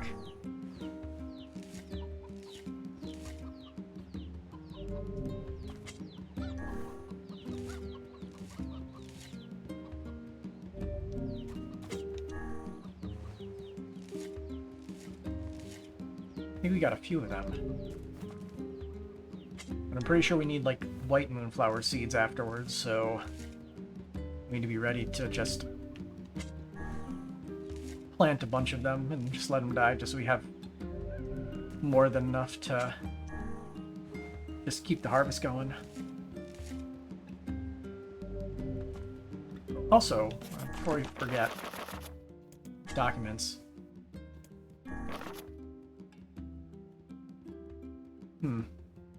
We read that. The dream one.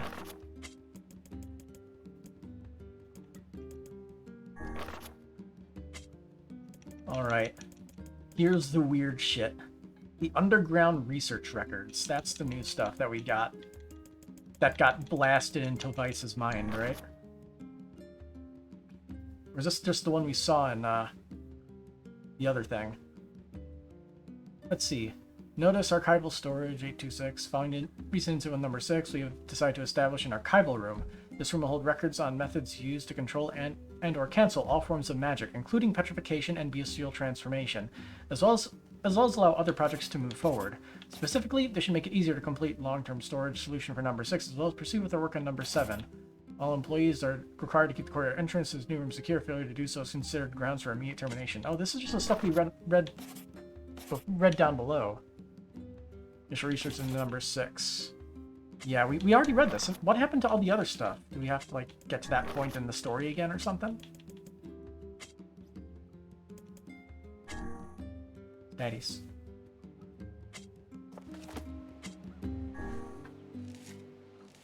We lost that. We should have read it immediately when we got it.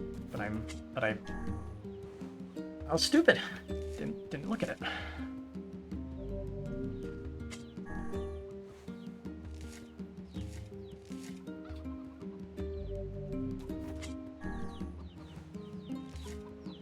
Did we actually get one of the mutations with that final row?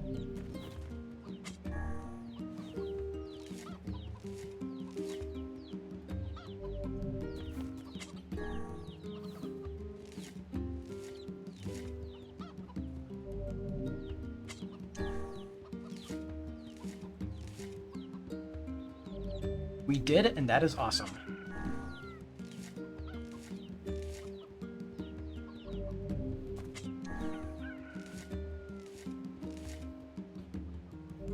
Okay, we got peach and pink moonflower seeds, which means if we plant those, like, I believe it's pink and peach, right? To get the, stuff. Let me look it up real quick.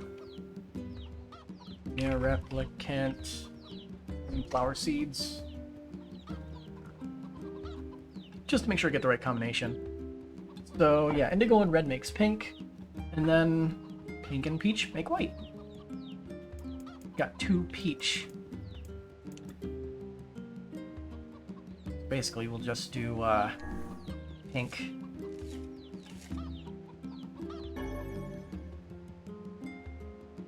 Why am I getting this tutorial again?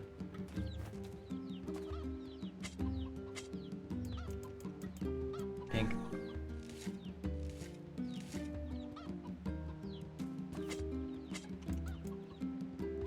And in the 2 in between slots, we'll do Peach.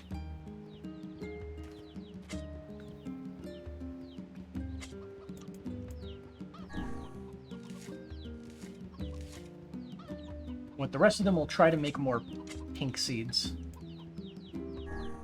Might as well use up the rest of the harvest area. Also quests.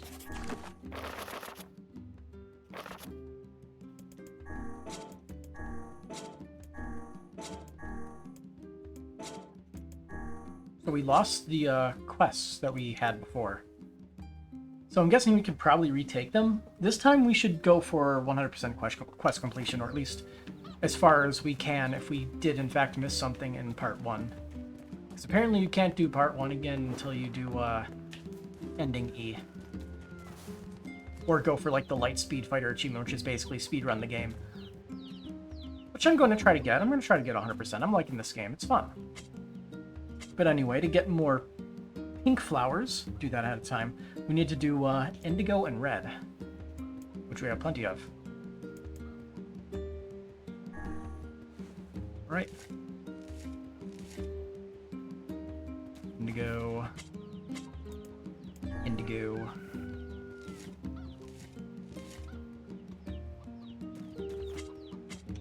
Indigo.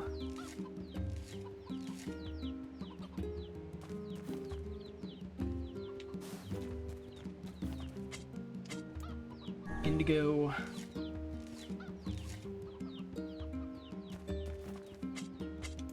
Indigo.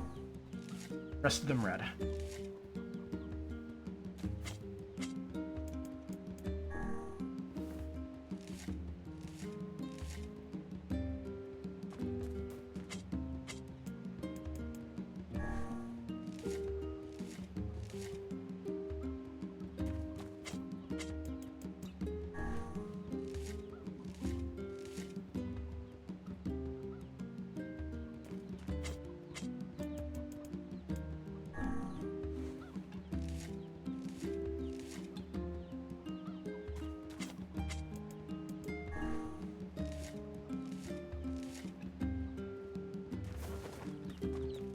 Right.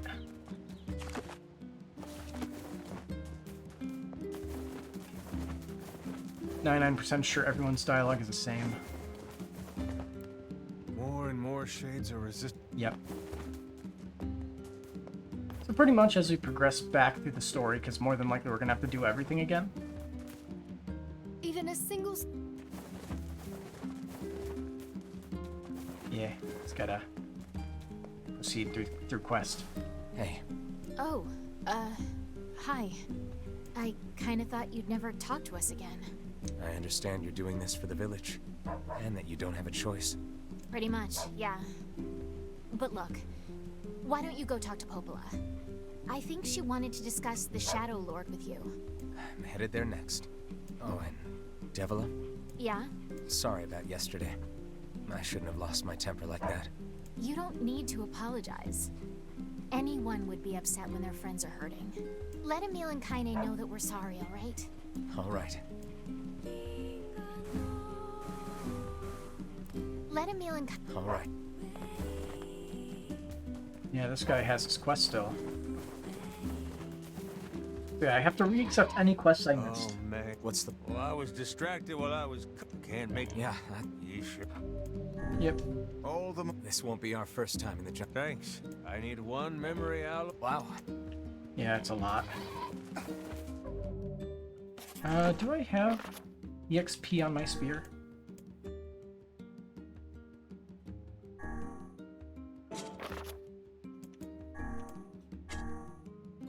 Attack power, EXP rate, yes. We want EXP first, then when we hit max level, then we can take off that, and I'm assuming 30 is max level.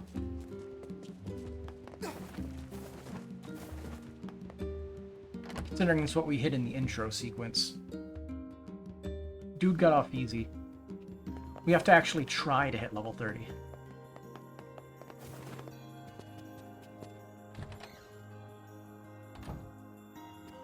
Popola? Oh, hello. Look, I want to apologize for Stop. You didn't do anything wrong. Yeah, but neither did you. You're just trying to protect the villagers. And I jumped down your throat for it. It's very kind of you to say so. Regardless, please don't let it trouble you. Ahem. I believe there was something you wished to discuss with us. Oh, right.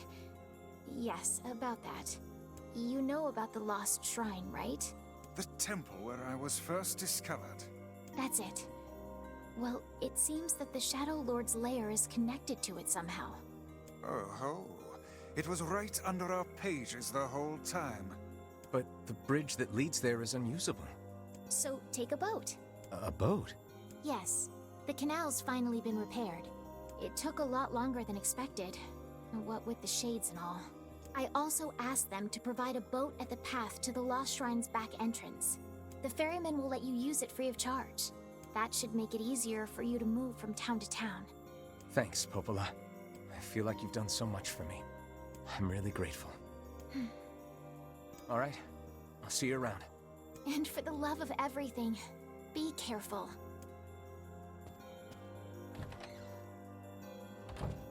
Why do I get the feeling something weird is going to happen when we get to the temple this time? Oh, great today. No cough, no fever. Watch out, world, because Yona's coming out to play March 20th. The path above the entrance to the shopping district should lead to the boat landing. How excellent to know the canal is finished. Hopefully this puts our days of running all over behind us. The faster we can move, the faster we can save Yona. Let's use it as often as we need.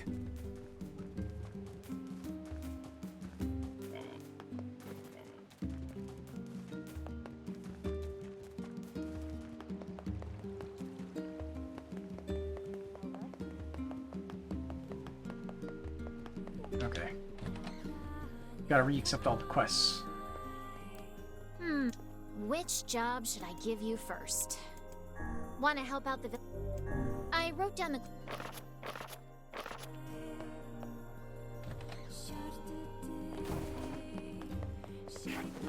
Just accept everything and we're good. Hey, you. Yeah, Uncle. That's That's sure. I guess One could hardly expect to... old.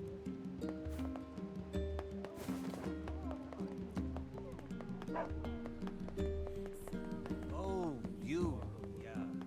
And they say where all documents are stored. It's just in the library here. And then we need like all those different things in order to actually repair it.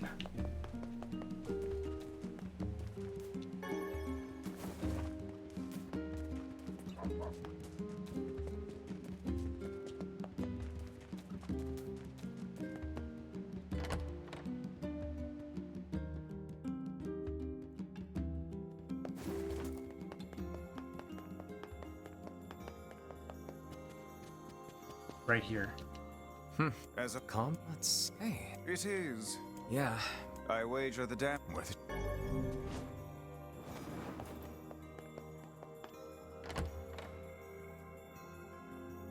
Bart made a new friend, and guess what? He's a king! I wish I had some friends. So she has journal entries relating to the different events. But how does she know?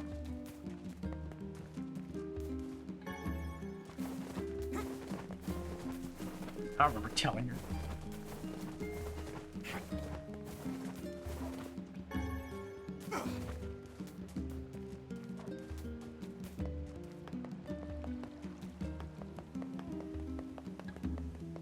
I say we get to the point where we can upgrade our weapons and then do all the quests. They state our point of no return, so we don't have any problems with that.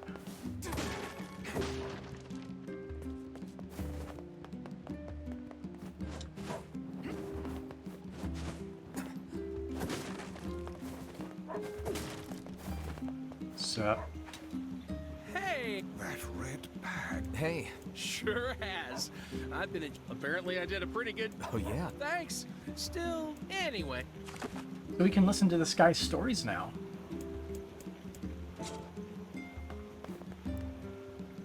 Oh there. Let's see. Let's go do some collect the quests again. Just so we have them logged so we know exactly what we need to get later on.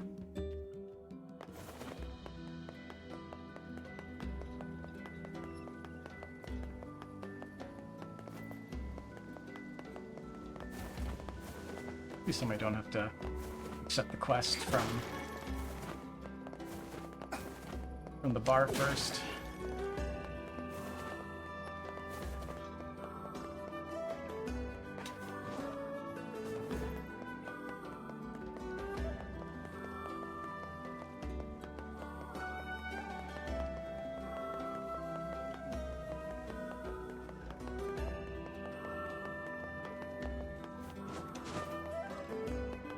We've got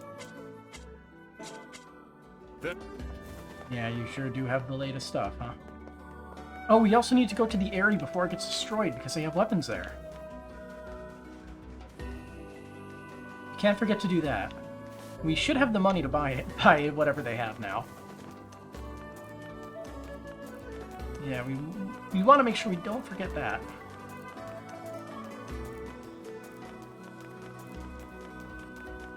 Hey, you used to be as I oh, what it, the you I'm yeah, I'll think what?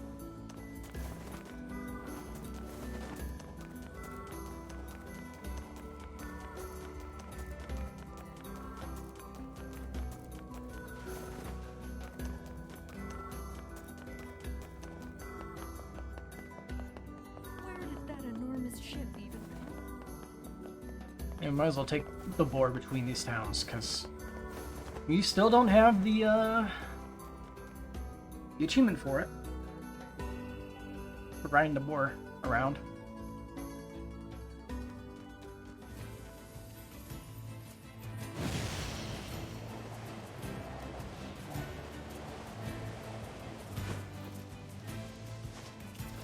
Yeah, is there any... You son of a bitch.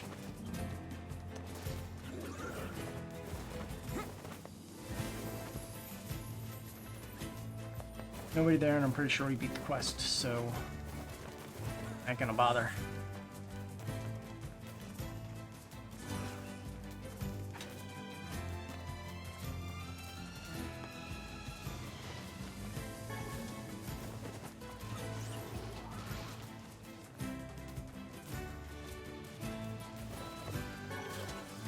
No boss, just more of these guys.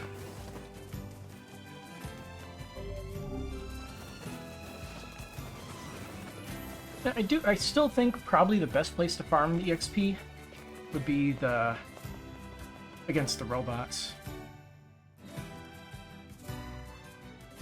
So we need to wait till we can go deeper inside so we can fight more and more of them.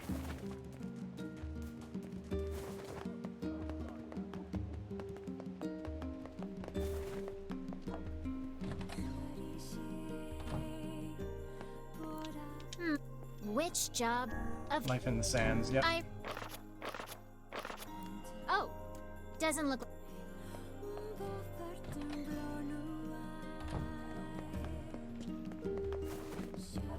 Besides a longer walk, so we're taking it.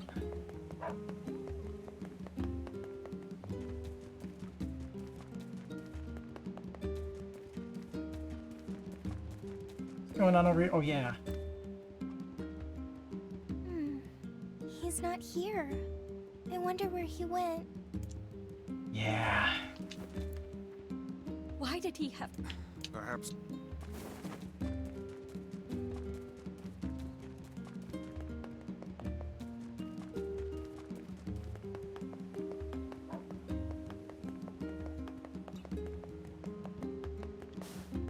Now we don't need to go that way.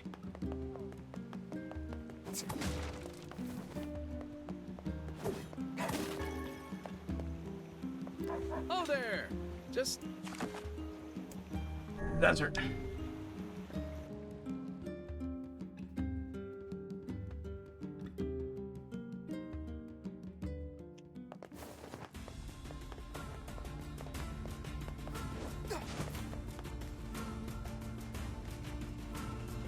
I wonder how much, if any, of the story is going to change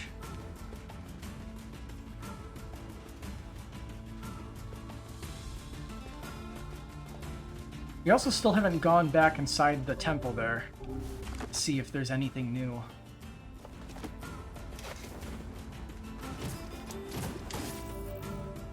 Yeah, poison. Thanks for the retutorial.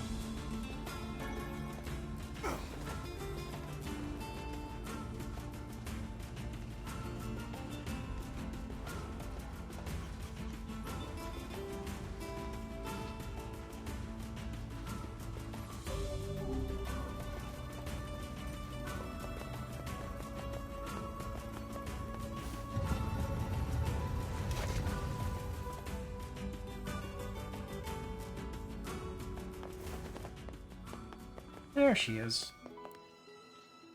Sure.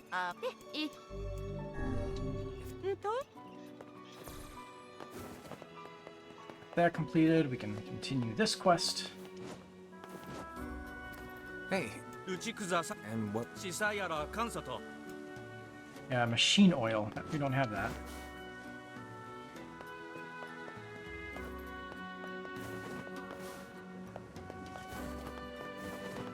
I don't believe there are any other quests we are able to accept at the moment.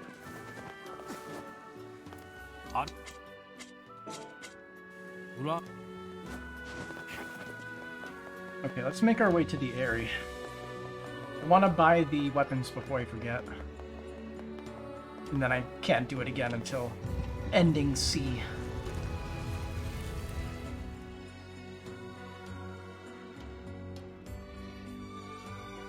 It's hard to believe there are plants that can grow in this desert. Yeah, this'll never work. How do you mean? I mean, if plants could grow here, it would be full of them. God, books can be so stupid sometimes. Have you ever planted anything before, Kainé? Nope. Well, then you don't know. You gotta try things out for yourself. Indeed. Experimentation can often be the key to new knowledge. You guys sure are a bunch of optimists.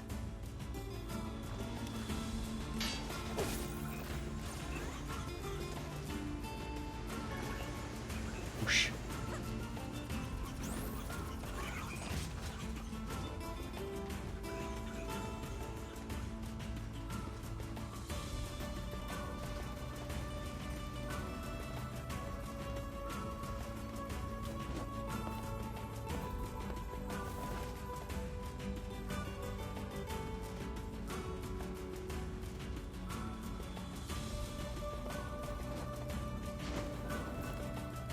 Oh there! Alright. Northern Plains. I realized there was a path that was right there. I'll take it.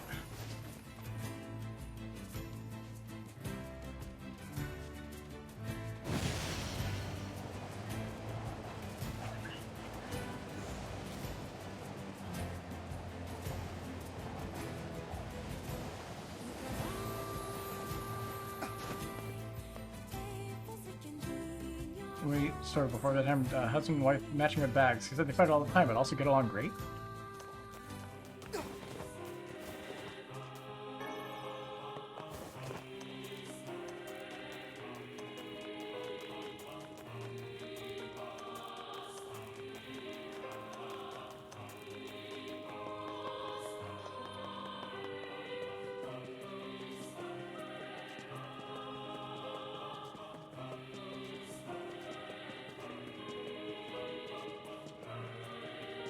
Gotta love how they don't care about a meal.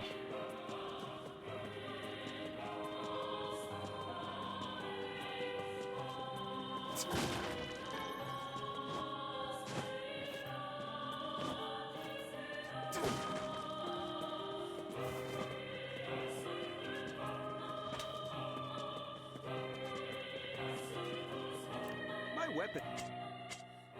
Oh! How do you get weapons that we could buy? Thanks. Okay.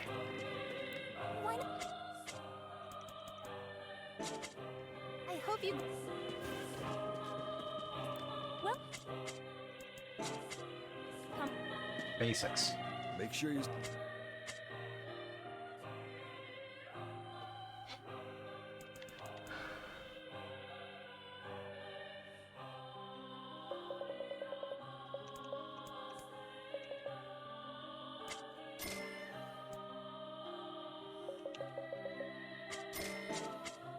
Come. We don't have anything else to spend our money on at the moment.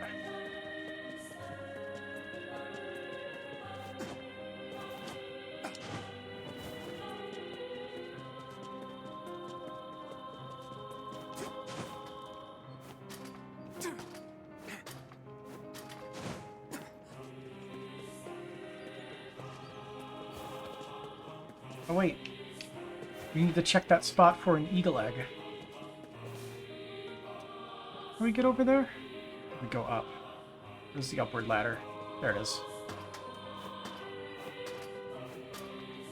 We need 1 eagle egg, I think, to upgrade the Phoenix Spear again? Which I think is a really stupid item requirement, considering it's RNG to get, but the game's era speaks for itself.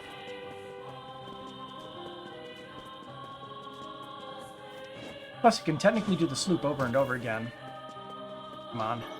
Damn. What should I do? Ah.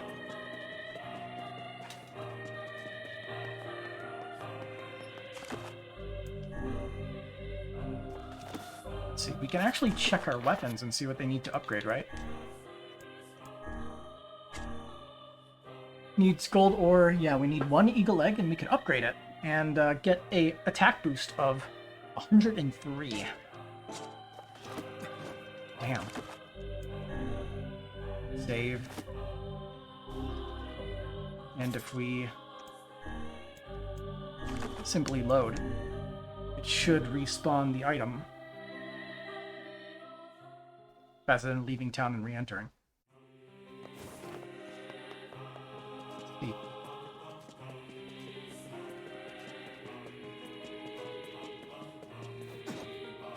Okay, it doesn't respawn the item. Damn.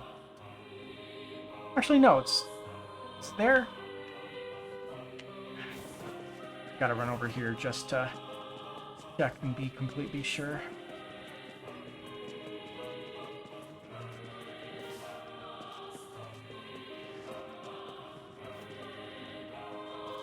Okay, I'm thinking we have to leave and re-enter, don't we?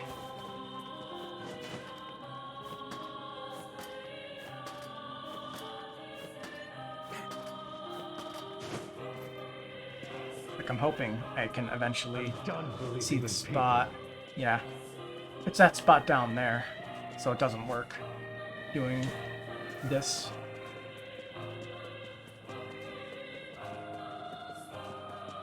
So I guess we have to leave and re-enter. Either that, or look up the best way to get it.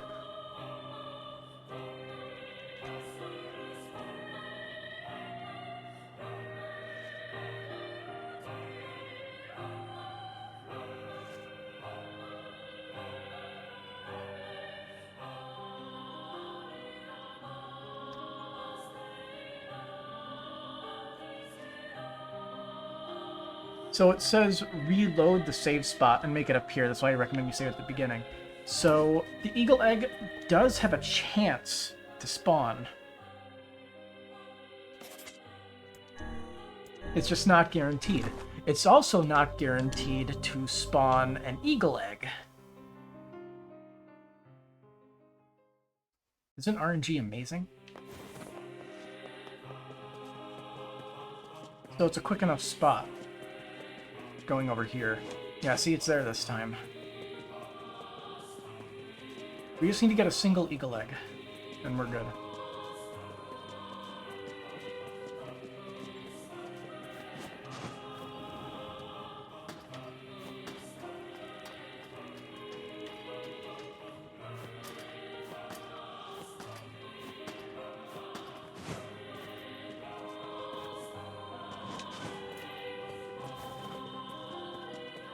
I wonder why they recommend taking the ladder when you can just jump straight down. I mean, yes, there is a ladder there, but this is much faster. Eagle egg, come on. Damn. What should I do? Don't talk to me.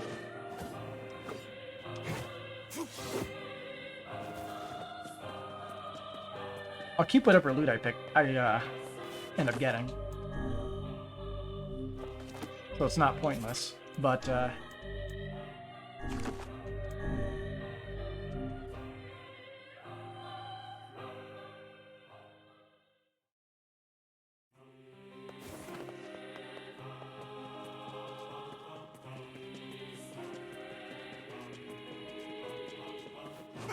Yeah, there again.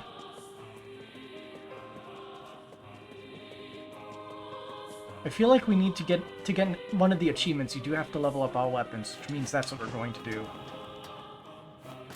But we'll handle that when we're pretty much done with the game. Pretty sure we need to do it before ending D. Ending C, we're good with it, but ending D, we got to do something else because it deletes your save file and then puts you on towards ending E with a new save file, but I think it deletes all your stuff. Seems either or, but we'll get it earlier so we could actually do ending E properly. What should I do? Don't talk to me.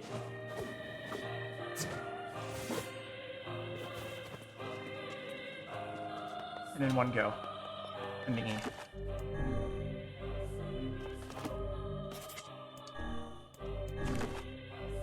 I do hate doing this, though. It'd be nice if there was a guaranteed way to get it, or something that doesn't require a minute per reload. Or 2, it's probably more like 2 minutes.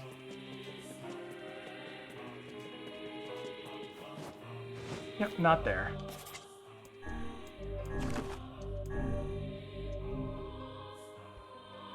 Hang on a second, I can I can put a stopwatch to this. Ooh, I'll just take that.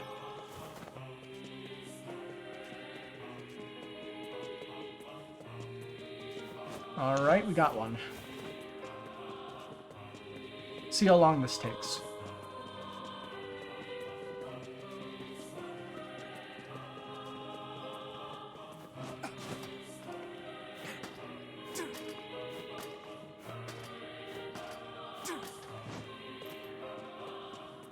I'm done believing in people.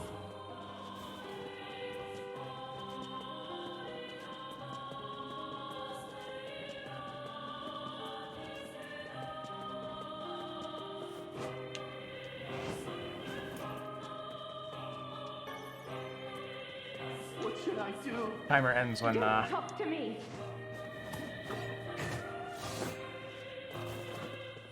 timer ends when you go back to the save point. So a successful route, not counting loading, takes about a minute. It was like almost on a dot when I reached the mailbox. But with loading time included, it's probably more like a minute and 10 seconds.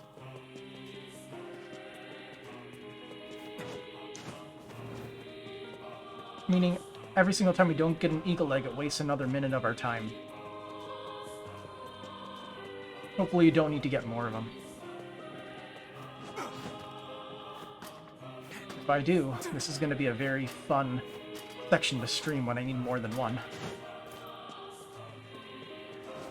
But I was definitely just lucky when I got it the first try for the quest.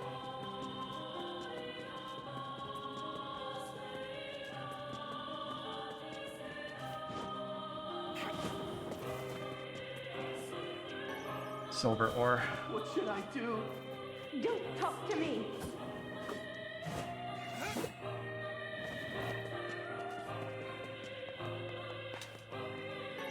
And moldavite.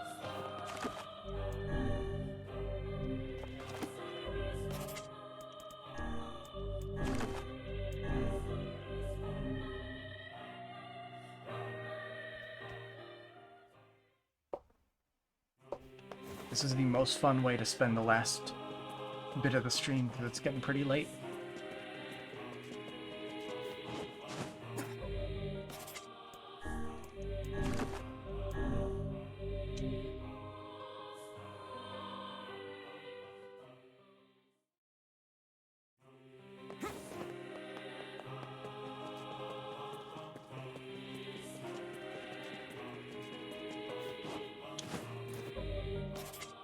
Reloading.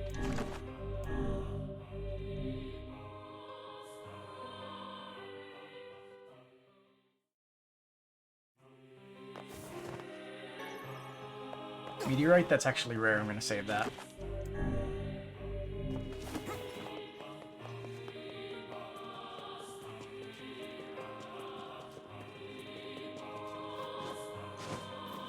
Well, it's a good thing I saved, because no item.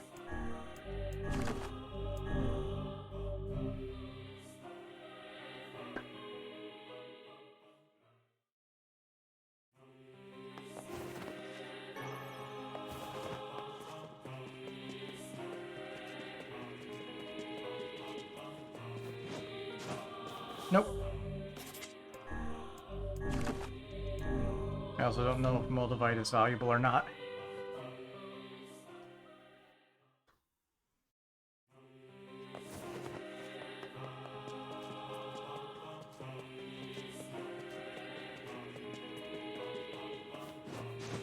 Come on.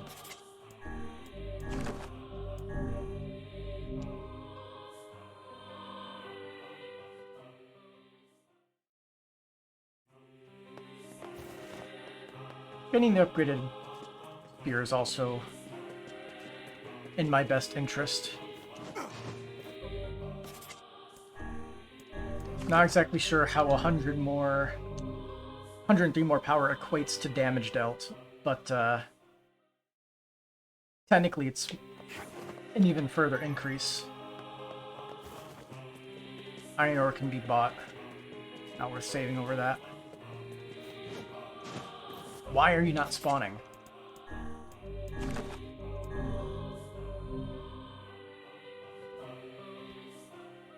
Pretty much, if it's not iron ore, I should save if I pick that up in the starting spot. Finally, another chance.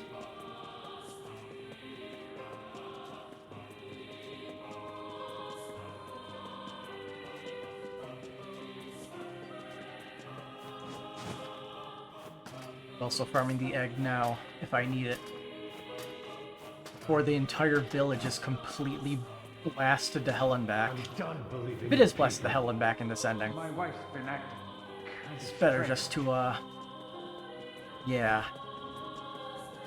Collect egg.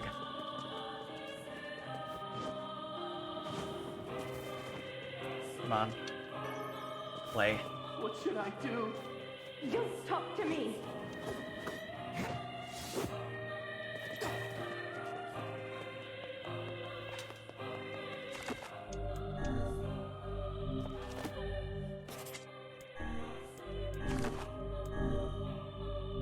I don't know if we need clay in the future, but it doesn't hurt to collect that as well, if it's showing up in that spot.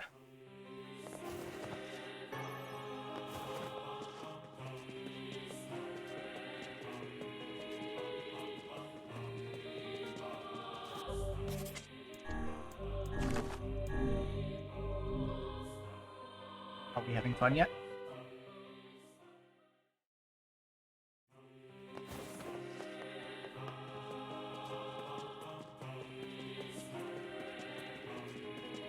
Looks like we got a spawn today.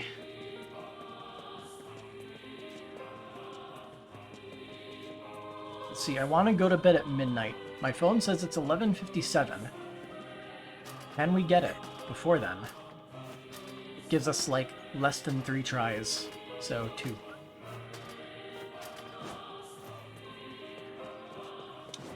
My wife's been acting kind of strange.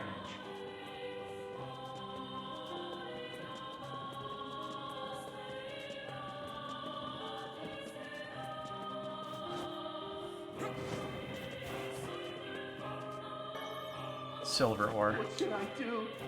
Don't talk to me.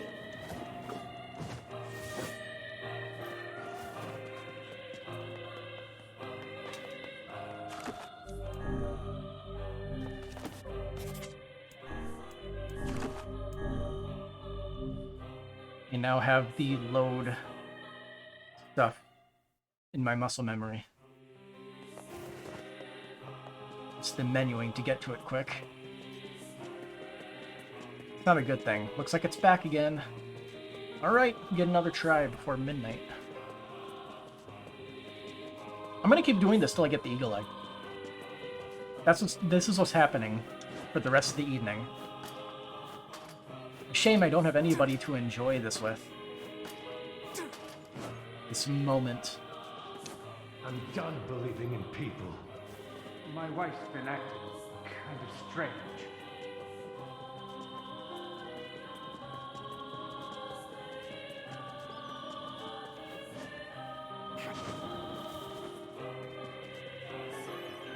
This moment. Don't talk to me.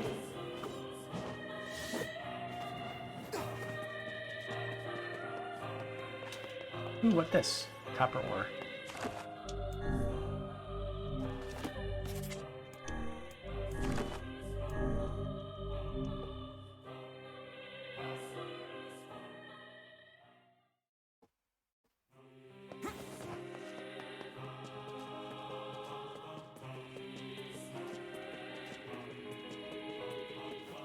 Nope.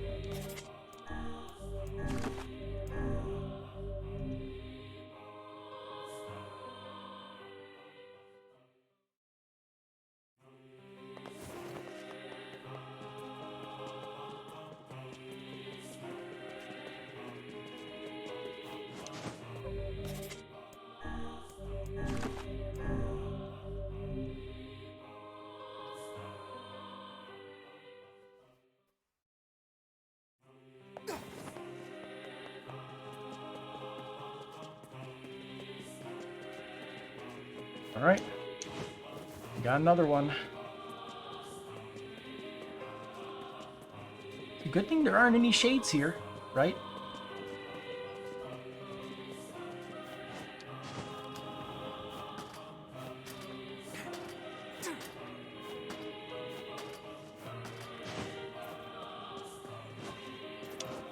My wife's been acting kind of strange.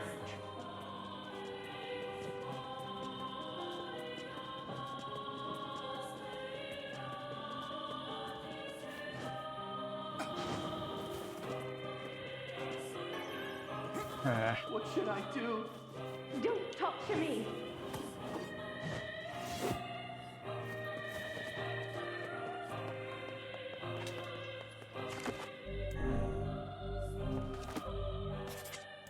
It's officially past midnight according to the game. 12:01.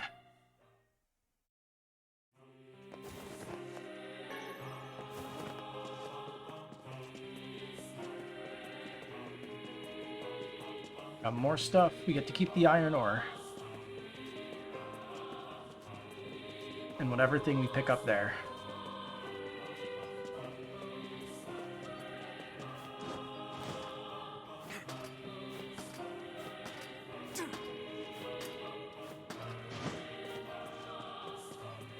I'm done believing in people.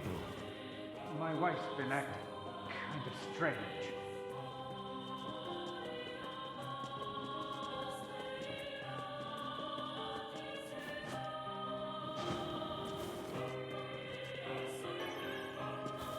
Double the iron ore.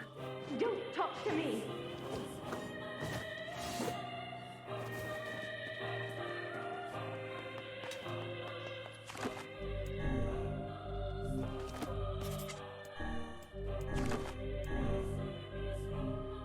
They're slowly gathering resources to take over the entire world.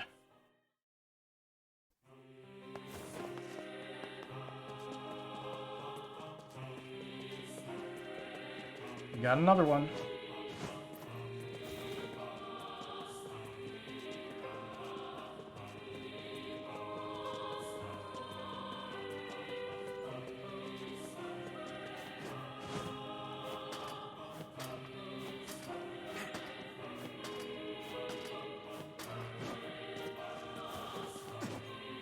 My wife's been acting kind of strange.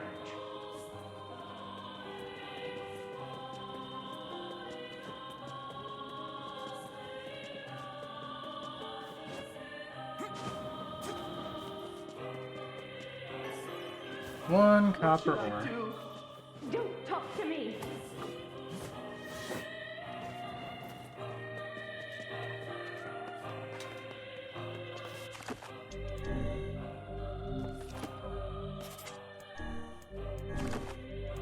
This is torturous. Why is the eagle egg so rare?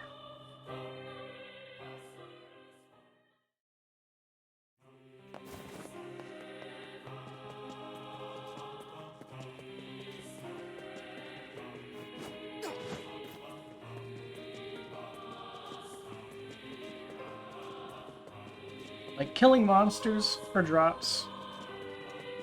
That's like classic MMO shit. And also JRPG shit that happens in like Final Fantasy and stuff with super rare drop weapons and all that. But like, this, a 1 minute sprint to get to a sometimes spawning loot drop point that will very rarely drop the item you want.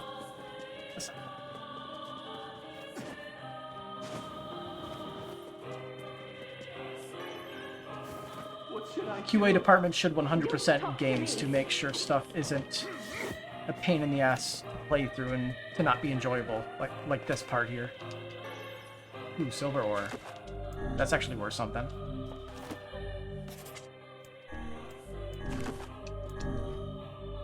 I wasn't lying when I said I was going to be here until we get that egg. If I pull a literal all-nighter because of stupid RNG bullshit. Okay, we have to save that one.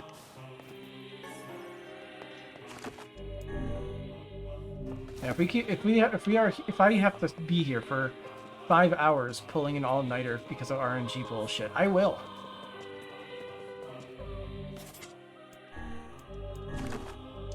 I'm reviewing this game as a whole. This is part of the experience that they're giving. Or offering, I guess.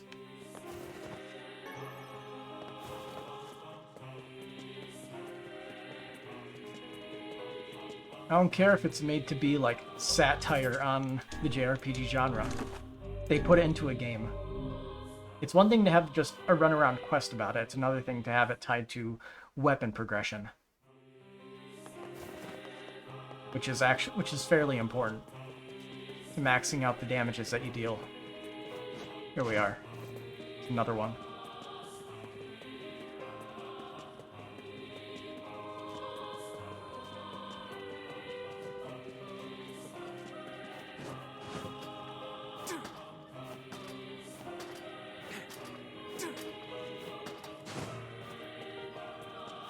You know, I'm pretty sure I have like a timer. My wife's been acting kind of strange. Like a speedrun timer thing. Somewhere. Yeah, I have a timer, like a thing there. I don't remember what the hotkeys were for it, though. Moldavite, now we're looking for. What should I do? Don't talk to me. I am willing to waste a minute just to have a on-stream representation of how much time we're wasting. Let's see. What if I uncheck this? Doesn't do anything. Okay, let's see. It might be in my tools folder. Let's see. I think it's a W split, right? Yeah, there's a timer. I'm guessing I make it start with spacebar, right? Yeah, there we go.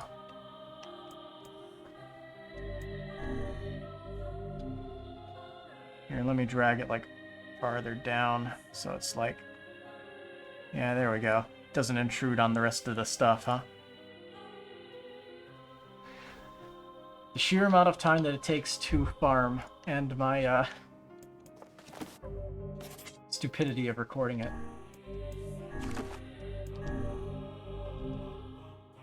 Yeah. So the timer should be skipped ahead by like 20 minutes.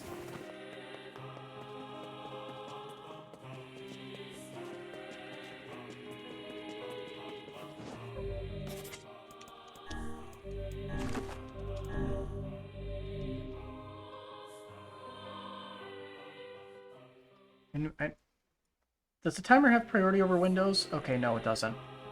I really wanted to hide it because I didn't want it on my screen because it's very distracting. Sitting off in the corner of my eye. Okay, we got one.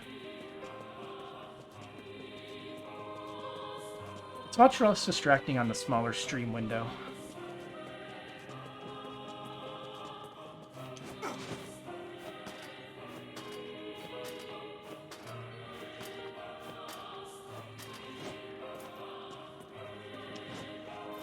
wife's been acting kind of strange.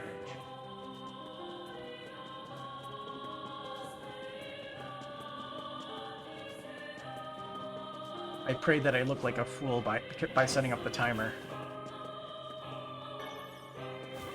What should I do? But this is not the run where that happens.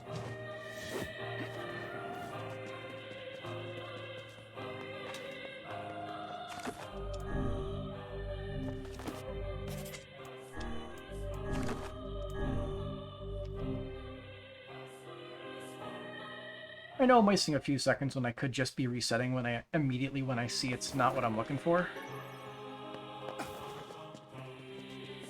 But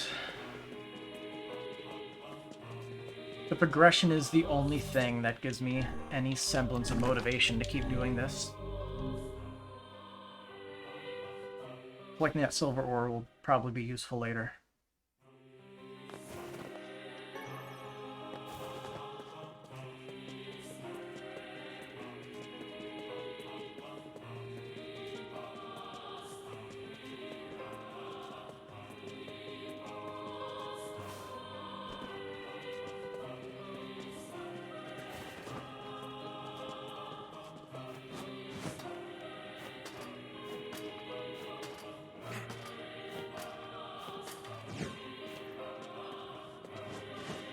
My wife's been acting kind of strange.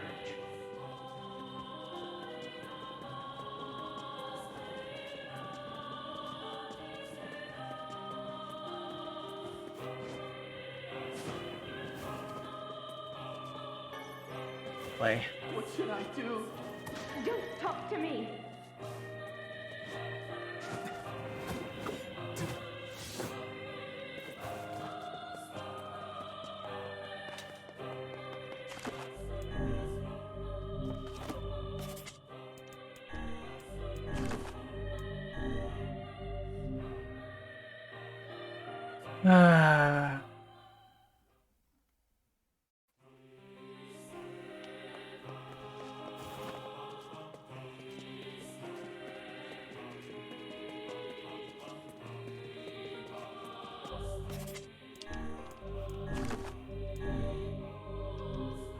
I kind of wish loading wouldn't reset the song if you're loading into the same map.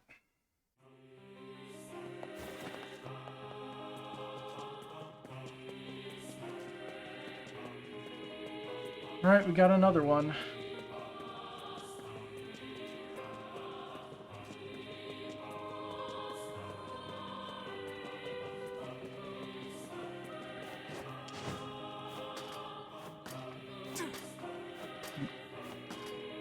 I will keep this in mind if we do have to farm another one of these. I will set the timer back up again and record how long it takes to find another eagle egg.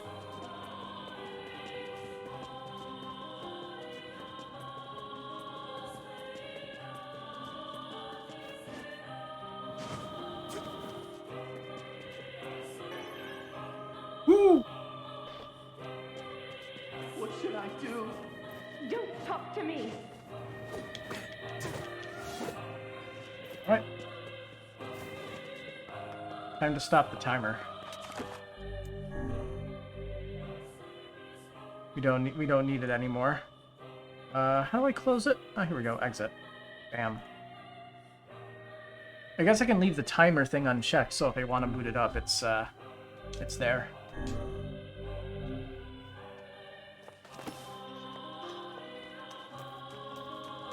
And I said I'd be done. I do have to go to bed, so... Alright. That's done. Till next time. Have a good night.